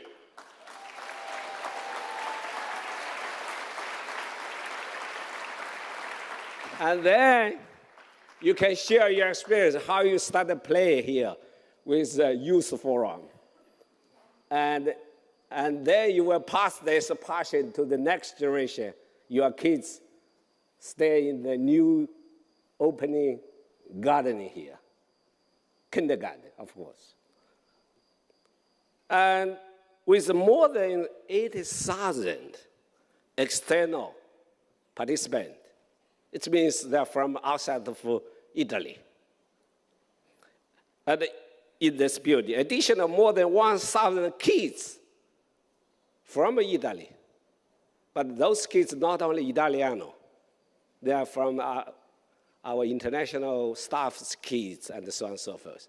So, and yesterday, if you see my photo, I am full tired week. But when I was with kids, Junior Award Day, I really unleashed myself. I never saw I'm still young like that. Thank you, thank you. With more than 50,000 session views come from online channels, and many more through our website, social media, and our YouTubers and other channels, TikTok, Facebook, WeChat, Instagram, and WhatsApp. That's the game. That's the place, digital place for the younger generation especially.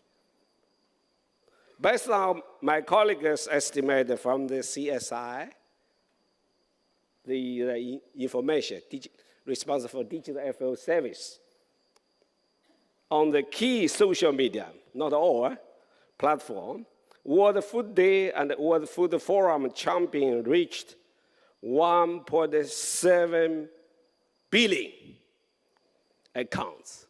1.7 billion accounts.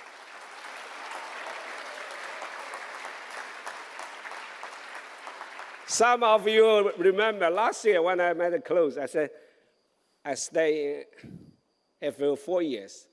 First time I used the billion, because I'm from billion country, 1.4 billion. So I forgot the billion, the English word. But now billion come back to FAO.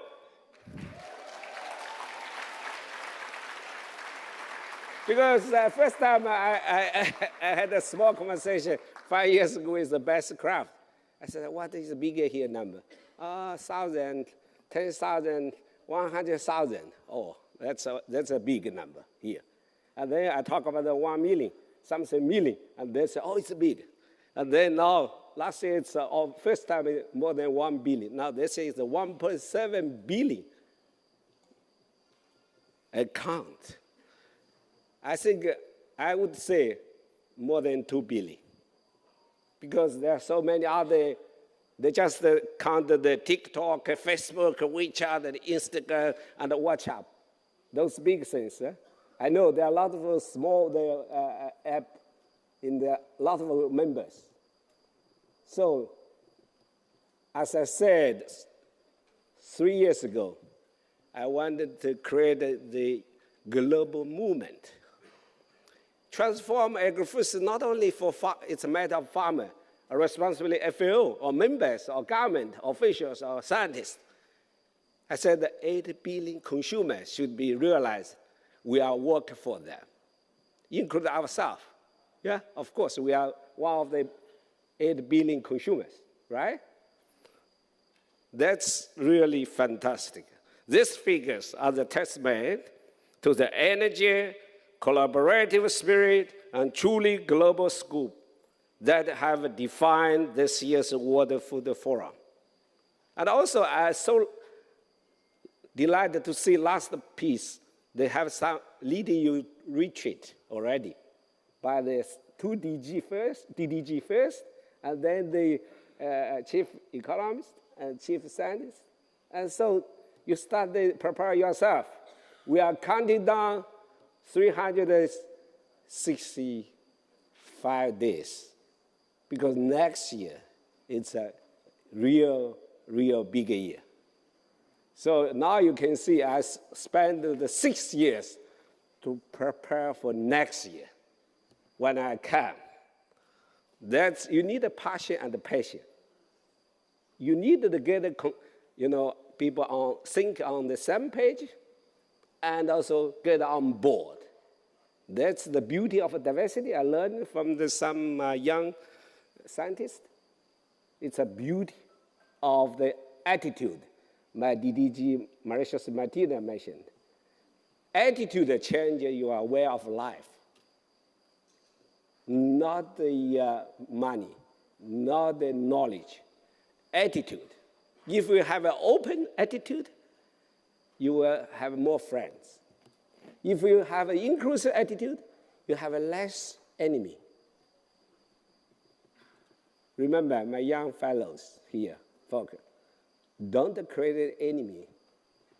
Be open and make more friends, as many as possible. That's what my life takeaway for you.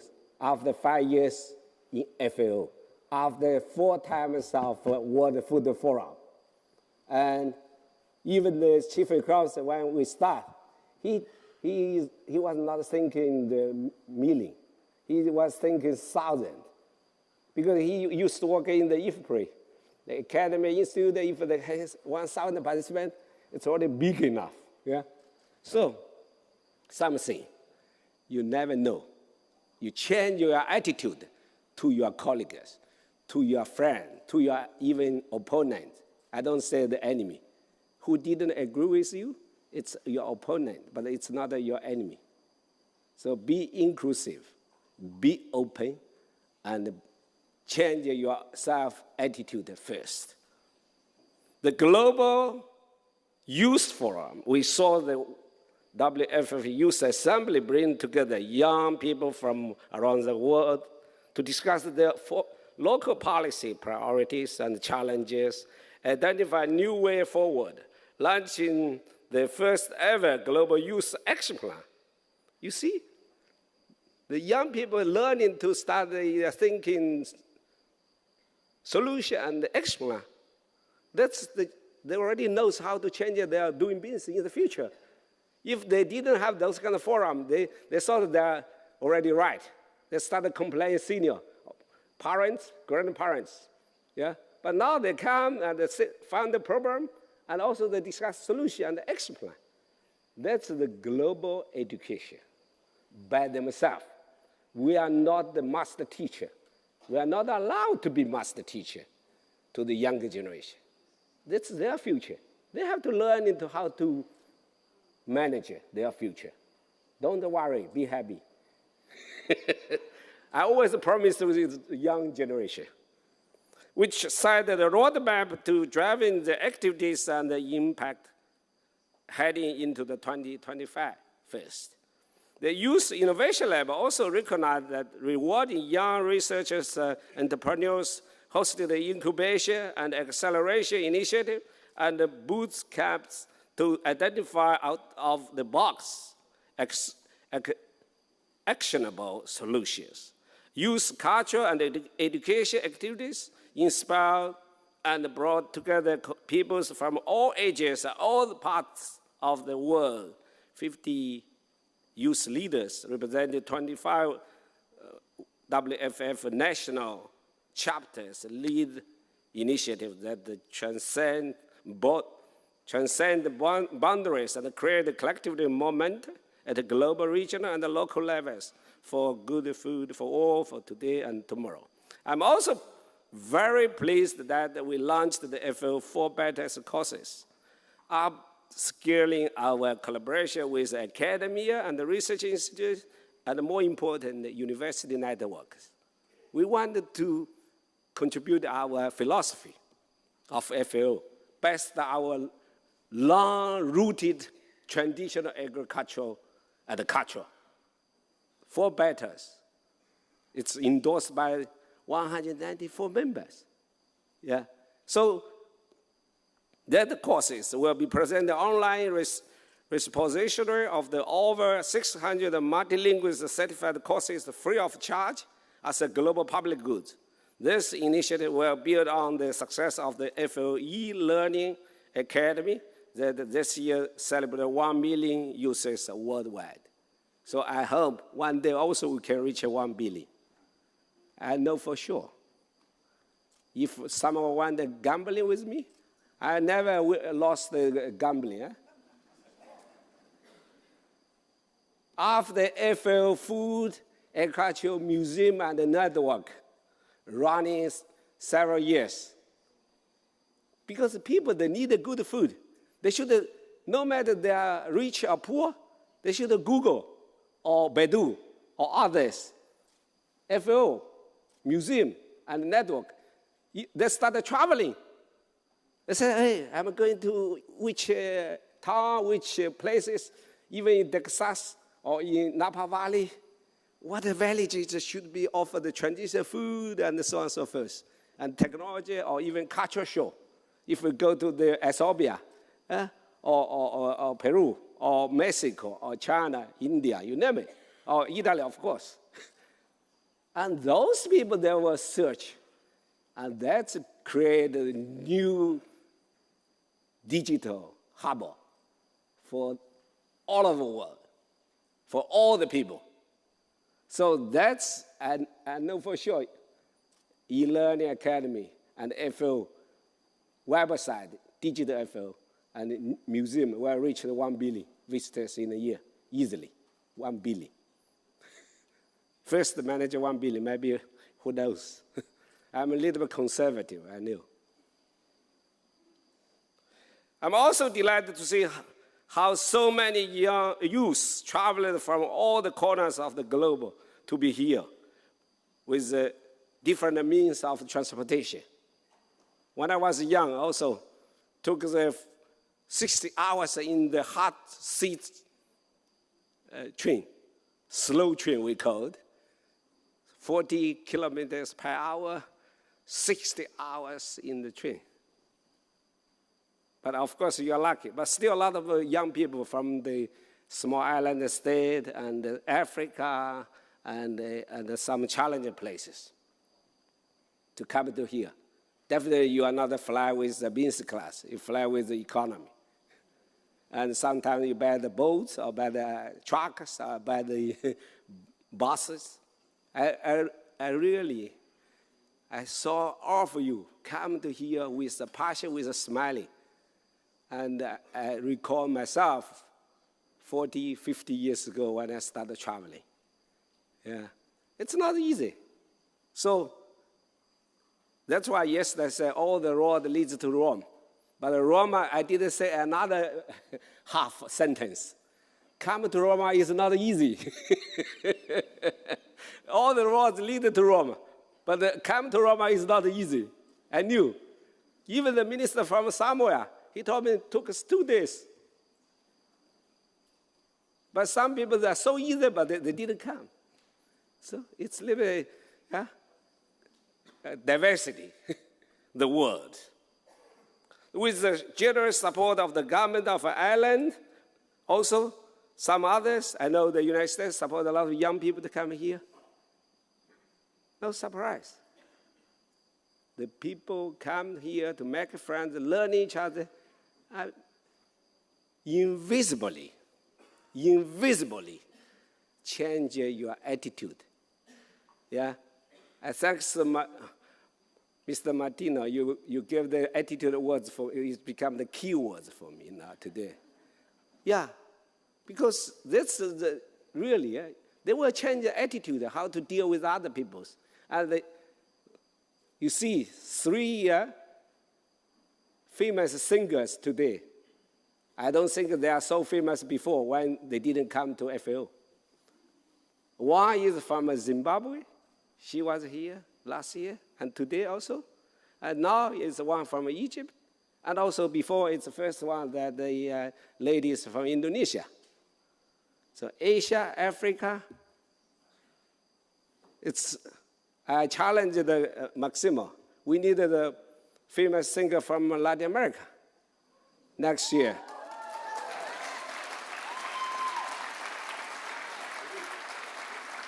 Because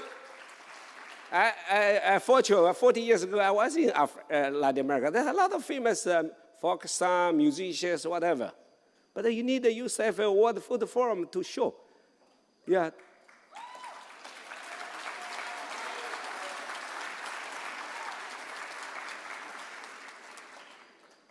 And your passion and the insight have been the driving force behind many of the discussions outcomes of this week. In the FAO Science and Innovation Forum, we look at the advances in biotechnologies to enhance agricultural productivity, resilience, and sustainability. We highlighted the community-led initiatives that are driving agri-food system transformation on local and regional levels. We examined how digital technologies such as precision farming, the Internet of Things, and artificial intelligence are revolutionizing the agricultural practice and improve the supply chain efficiencies. Above all, we put the inclusion or inclusiveness first by addressing the critical challenges of the closing science, technology and innovation gaps in low and middle income countries, ensuring no one is left behind. If you're left behind the technology science, you are left behind for generations. You left 1 meal, you can have a chance to get a meal back next day. So please don't leave behind science and innovation.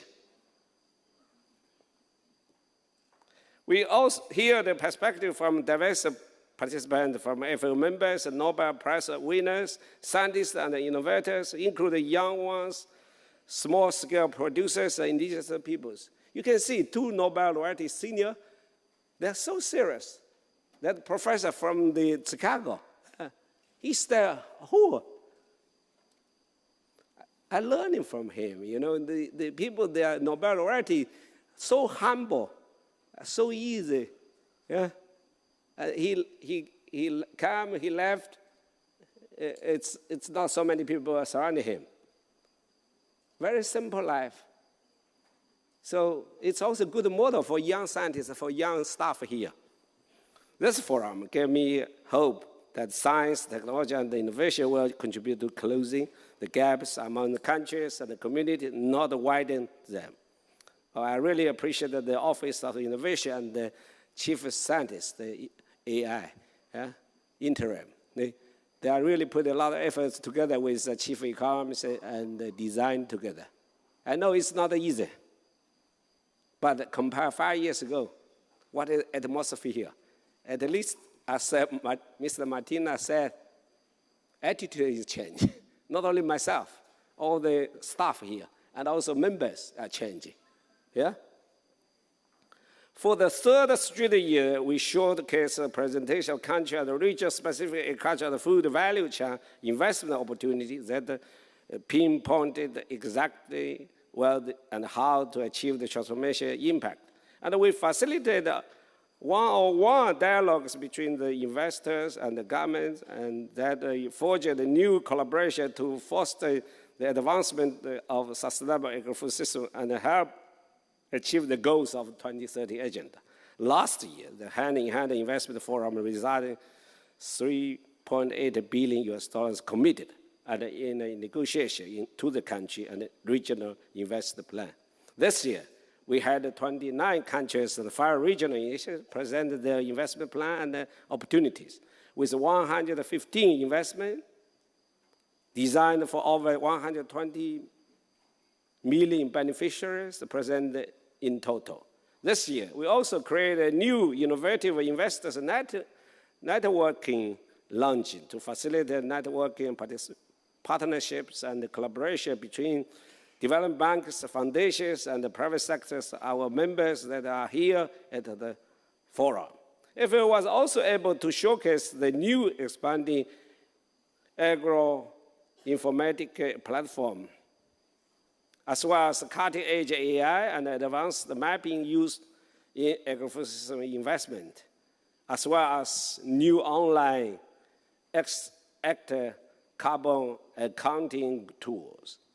This government-led agri-food investment included more than $15 billion of the detailed agri-food investment opportunity. Finally, over 600 unique bilateral hand-in-hand matchmaking meetings were held, represent our highest ever. This year, the World Food Forum has also underscored the essential role of family farmers in the agri-food system transformation.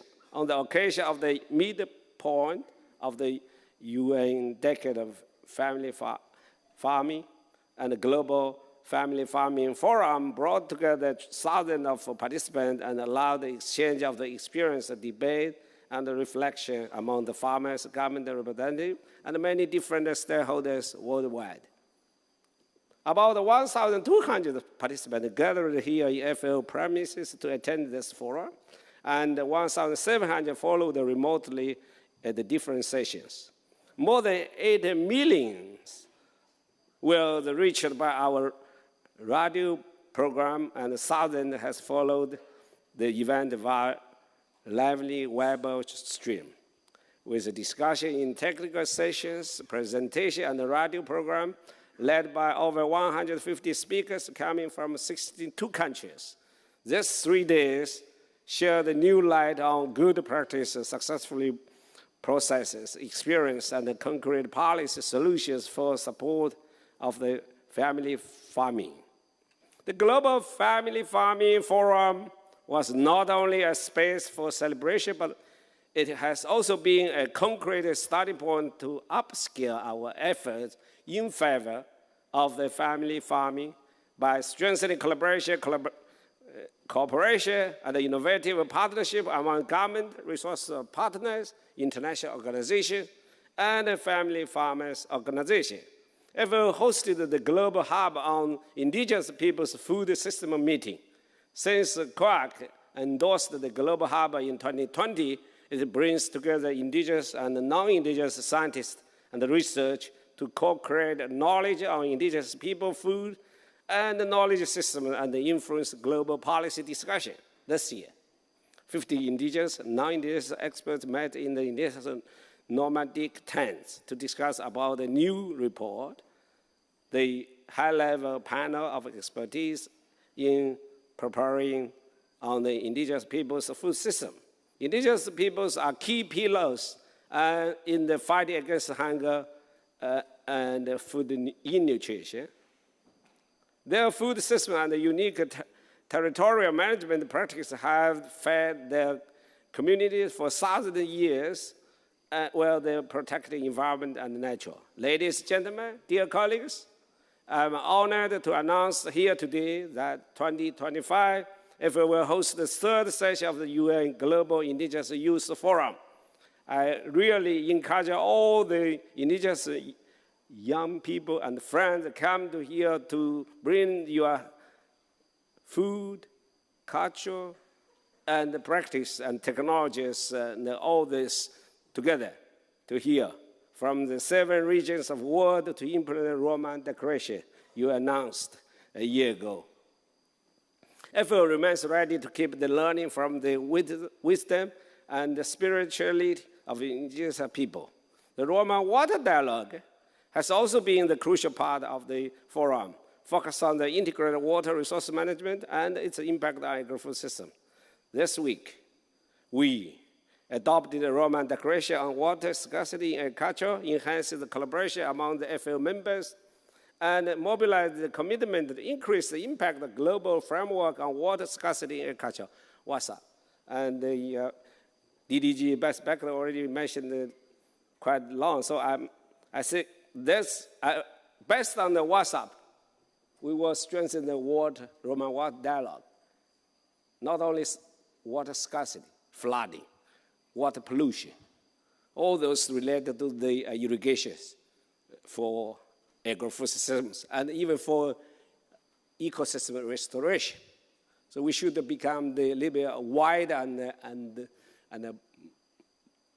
a deeper discussion on the water management issues, because I said Secretary General Antonio Guterres, he already has appointed a special envoy on water issue, envoy from the former Minister of Foreign Affairs of Indonesia, sorry. So she will come to work with us, also with other relevant agencies to promote implement the UN Water Conference last year, 2023.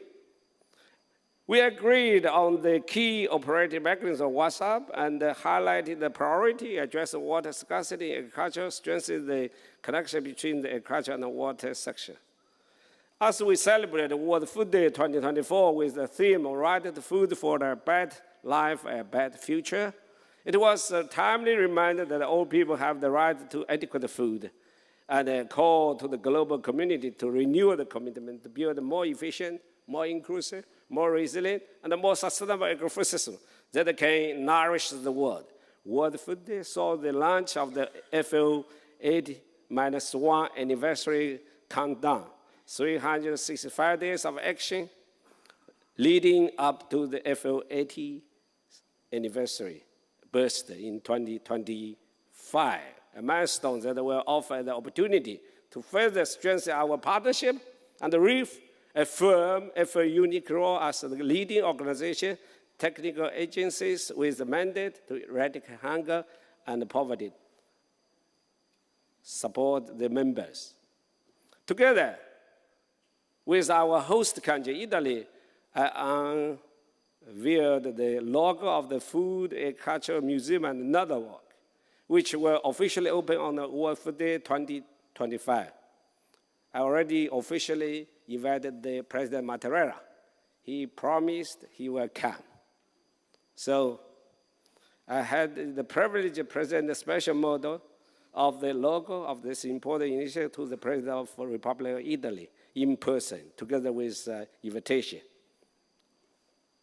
The museum will be the interactive, digital, informative space open to the students, school, families, and the individuals. This anniversary countdown is a reminder that we are a global organization built by the action of the individuals coming together. Cooperation and teamwork is the only way to approach global food challenges together. Employees, members, partners, and all the stakeholders, friends, young and young at heart, our action can make a difference. I invite you all to take part in this 365 days of action as one FAO family. Dear friends, as we look to the future, this week has reaffirmed the vital role of the youth, women, and the diverse stakeholders in shaping the future of our agrifood systems. The World Food Forum has grown from a youth-owned event to a global platform that brings together stakeholders from all sectors, with the youth lead the way. It has shown us the exponential power of the intergenerational collaboration across the policy, science, innovation, education, culture, and investment. The role of the youth remains central. It is your energy, idea, and determination that fuel the transformation we seek. I urge all members to step forward and support the new programs and projects that advance the engagement of the youth and women. Follow the excellent example set by those who have already committed to this cause. The World Food Forum is where the agri-food system transformation can truly take shape through the concrete action, partnership, alliance, and the crucial financing. Let us continue to support our young leaders who are already mobilized at the local level through the national chapters and the other initiatives. Their commitment is a beacon of the hope and the progress. Before we conclude, I'm so happy, excited to invite all of you to the next World Food Forum from 13 to 17 October 2025. Please take notes, put on your agenda. I look forward to continue this journey with all of you and seeing the ongoing impact of our collective efforts. Thank you for your participation. Thank you for your energy. Thank you for your dedication. Only together can we ensure good food for all for today and tomorrow, build a better future. I thank you.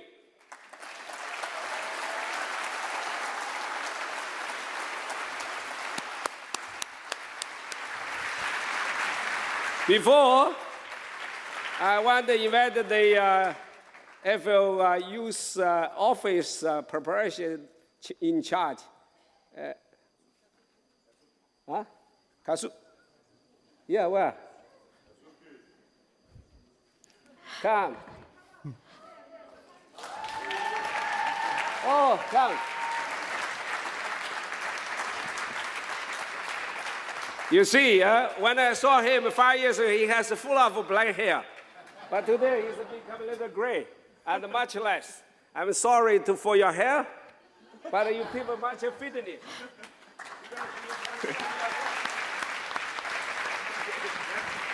For you.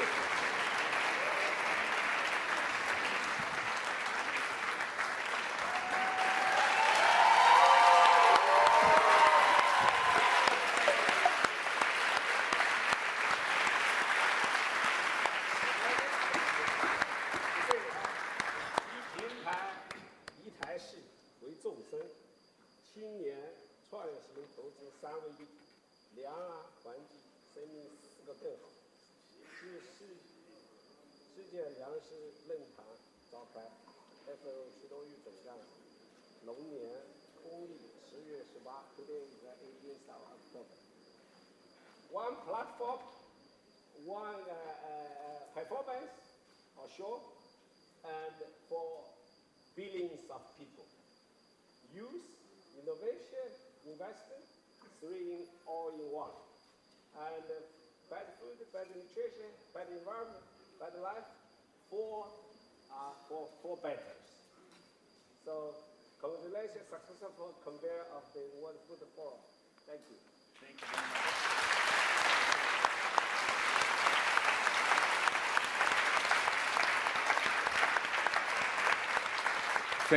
Thank you so much, Director General. And I'm asking the entire team, because this is a team effort, so the entire team, please, to join on stage.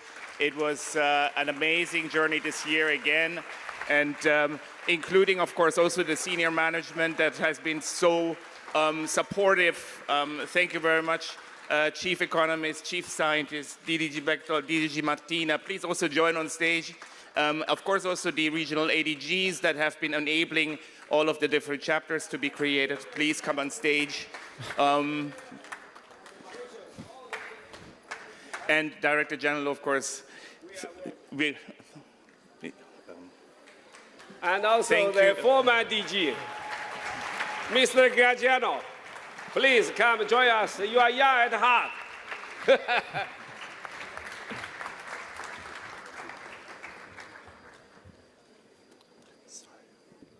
So, congratulations. Thank you so much.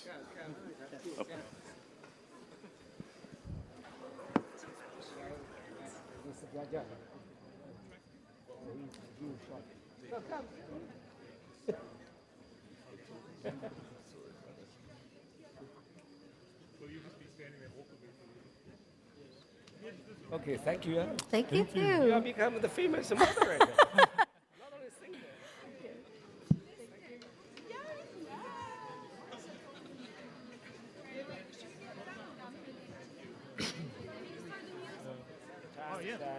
You know, they have a Ross Garden.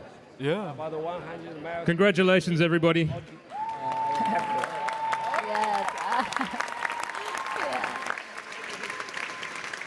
G'day, World Food Forum. My name's Charlie from Formidable Vegetable, and I'd like to acknowledge and pay respects to the people of the unceded Indigenous Noongar country that I'm from, and all the Indigenous family here at the World Food Forum, and all of FAO for having us here, and this mob family shoveler band from unceded Kurrajari country. I don't know how to do it properly here, but I also want to try and pay respects to any land-based ancestors from here who've cared for soil, water, people, and food in this place.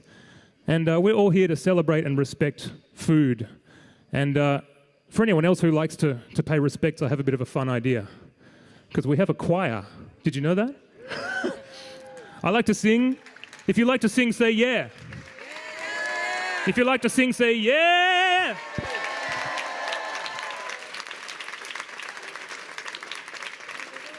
All right, I got a little bit of a chant, which is a food celebration. You can sing it before dinner, or when you're harvesting, or when you're doing anything to do with food. So if you'd like to join, before we get the band happening, you are the band, we are the band, and we're singing this together. Okay, you ready? It goes. Thank you, love and gratitude. That's the first bit. And then the second bit goes, I'm so very grateful for this food. Do you want to give that a try? Okay, over to you. Ready? I say, thank you, love and gratitude. And the second bit, remember? Come on. I'm so very grateful for this food. Let's do it one more time. Here we go. Come on, we're going to get loose, folks. We've been sitting in here all week. Get up, get a little bit into it. All right. You remember the words? Here we go. Thank you, love and gratitude. Love and gratitude, love and gratitude. I'm so very grateful for this food. Grateful for the food, grateful for the food. food is good, food is great. I love it when it turns up on the plate. So I really want to thank everyone who made it and give it a shout out before I ate it. Thank you, love and gratitude. Come on, sing it. Love and gratitude. Yeah. I'm so very grateful for this food. Grateful for the food, grateful for the food. Yeah, you're doing great. I think we can take it to the next level for the final bit though. What do you reckon? We want to hear all your voices. All right. Yeah, you can get up and dance. Do whatever you want. Come on. Go. From everybody who made the food and everybody who got the food, to the hand that picked the food and the land that grew the food, the living thing that was the food and the pollinator of the food. And thank you, whoever discovered the food and first fell in love with the food. Come on. Thank you, love and gratitude. I want to hear you, FAO. Love and gratitude. I'm so very grateful for this food. Yeah, grateful for the food. Grateful for the food. I'm so very grateful for this food. Grateful for the food. Grateful for the food. All right, now that we've warmed up, we're celebrating food here today, folks. Instead of seeing it as a commodity to be extracted for profit, let's celebrate the fact that food sustains us, sustains life, and life sustains food as an interface between our bodies and everything else in the living world. Let's celebrate the way food should be celebrated. And with that, I'd like to introduce the deadliest indigenous desert rock band from Kurrajari country in northwestern Australia, the Family Shoveler Band.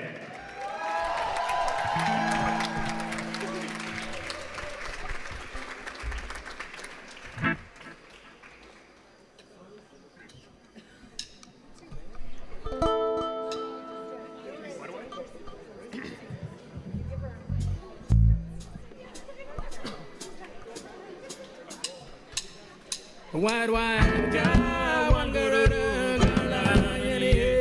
Billy la, la, la, langa, weird, weird.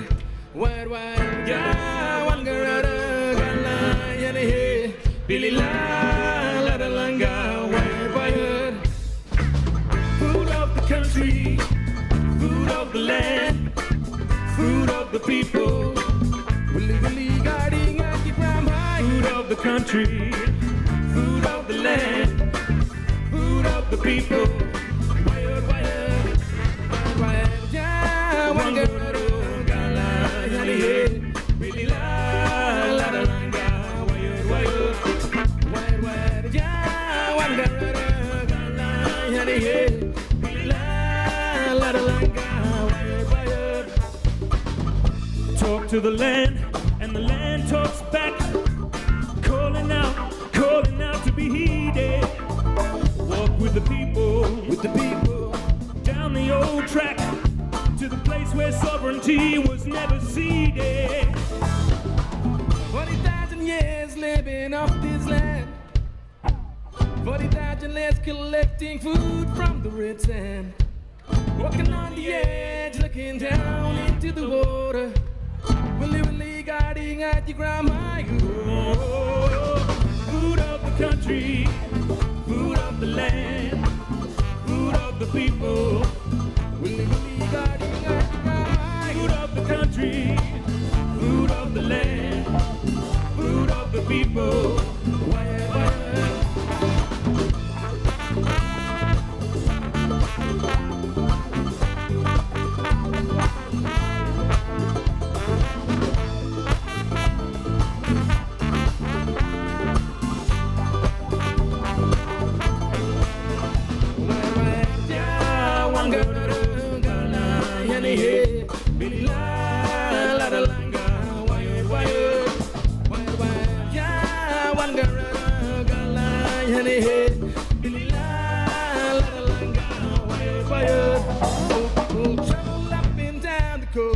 All season round, looking for food, gentlemen, these seeds were planted in the ground.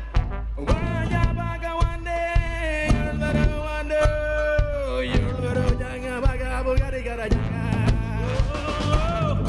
of the country, food of the land, food of the people. Food of the country, food of the land, food of the people.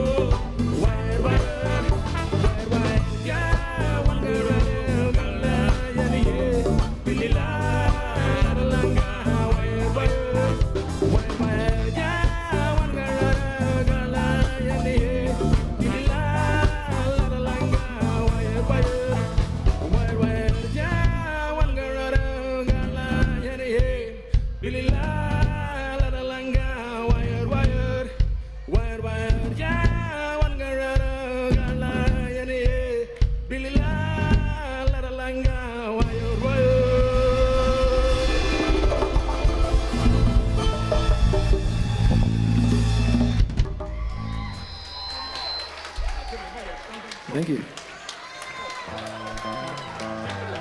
Family Shoveler Band. If you like our music, add us on Facebook. When I say Kimberly time, you say A-O. Kimberly time. Kimberly time.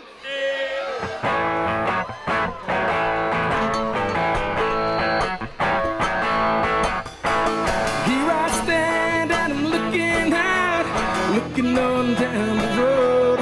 See a man standing with his paintbrush, painting on his own.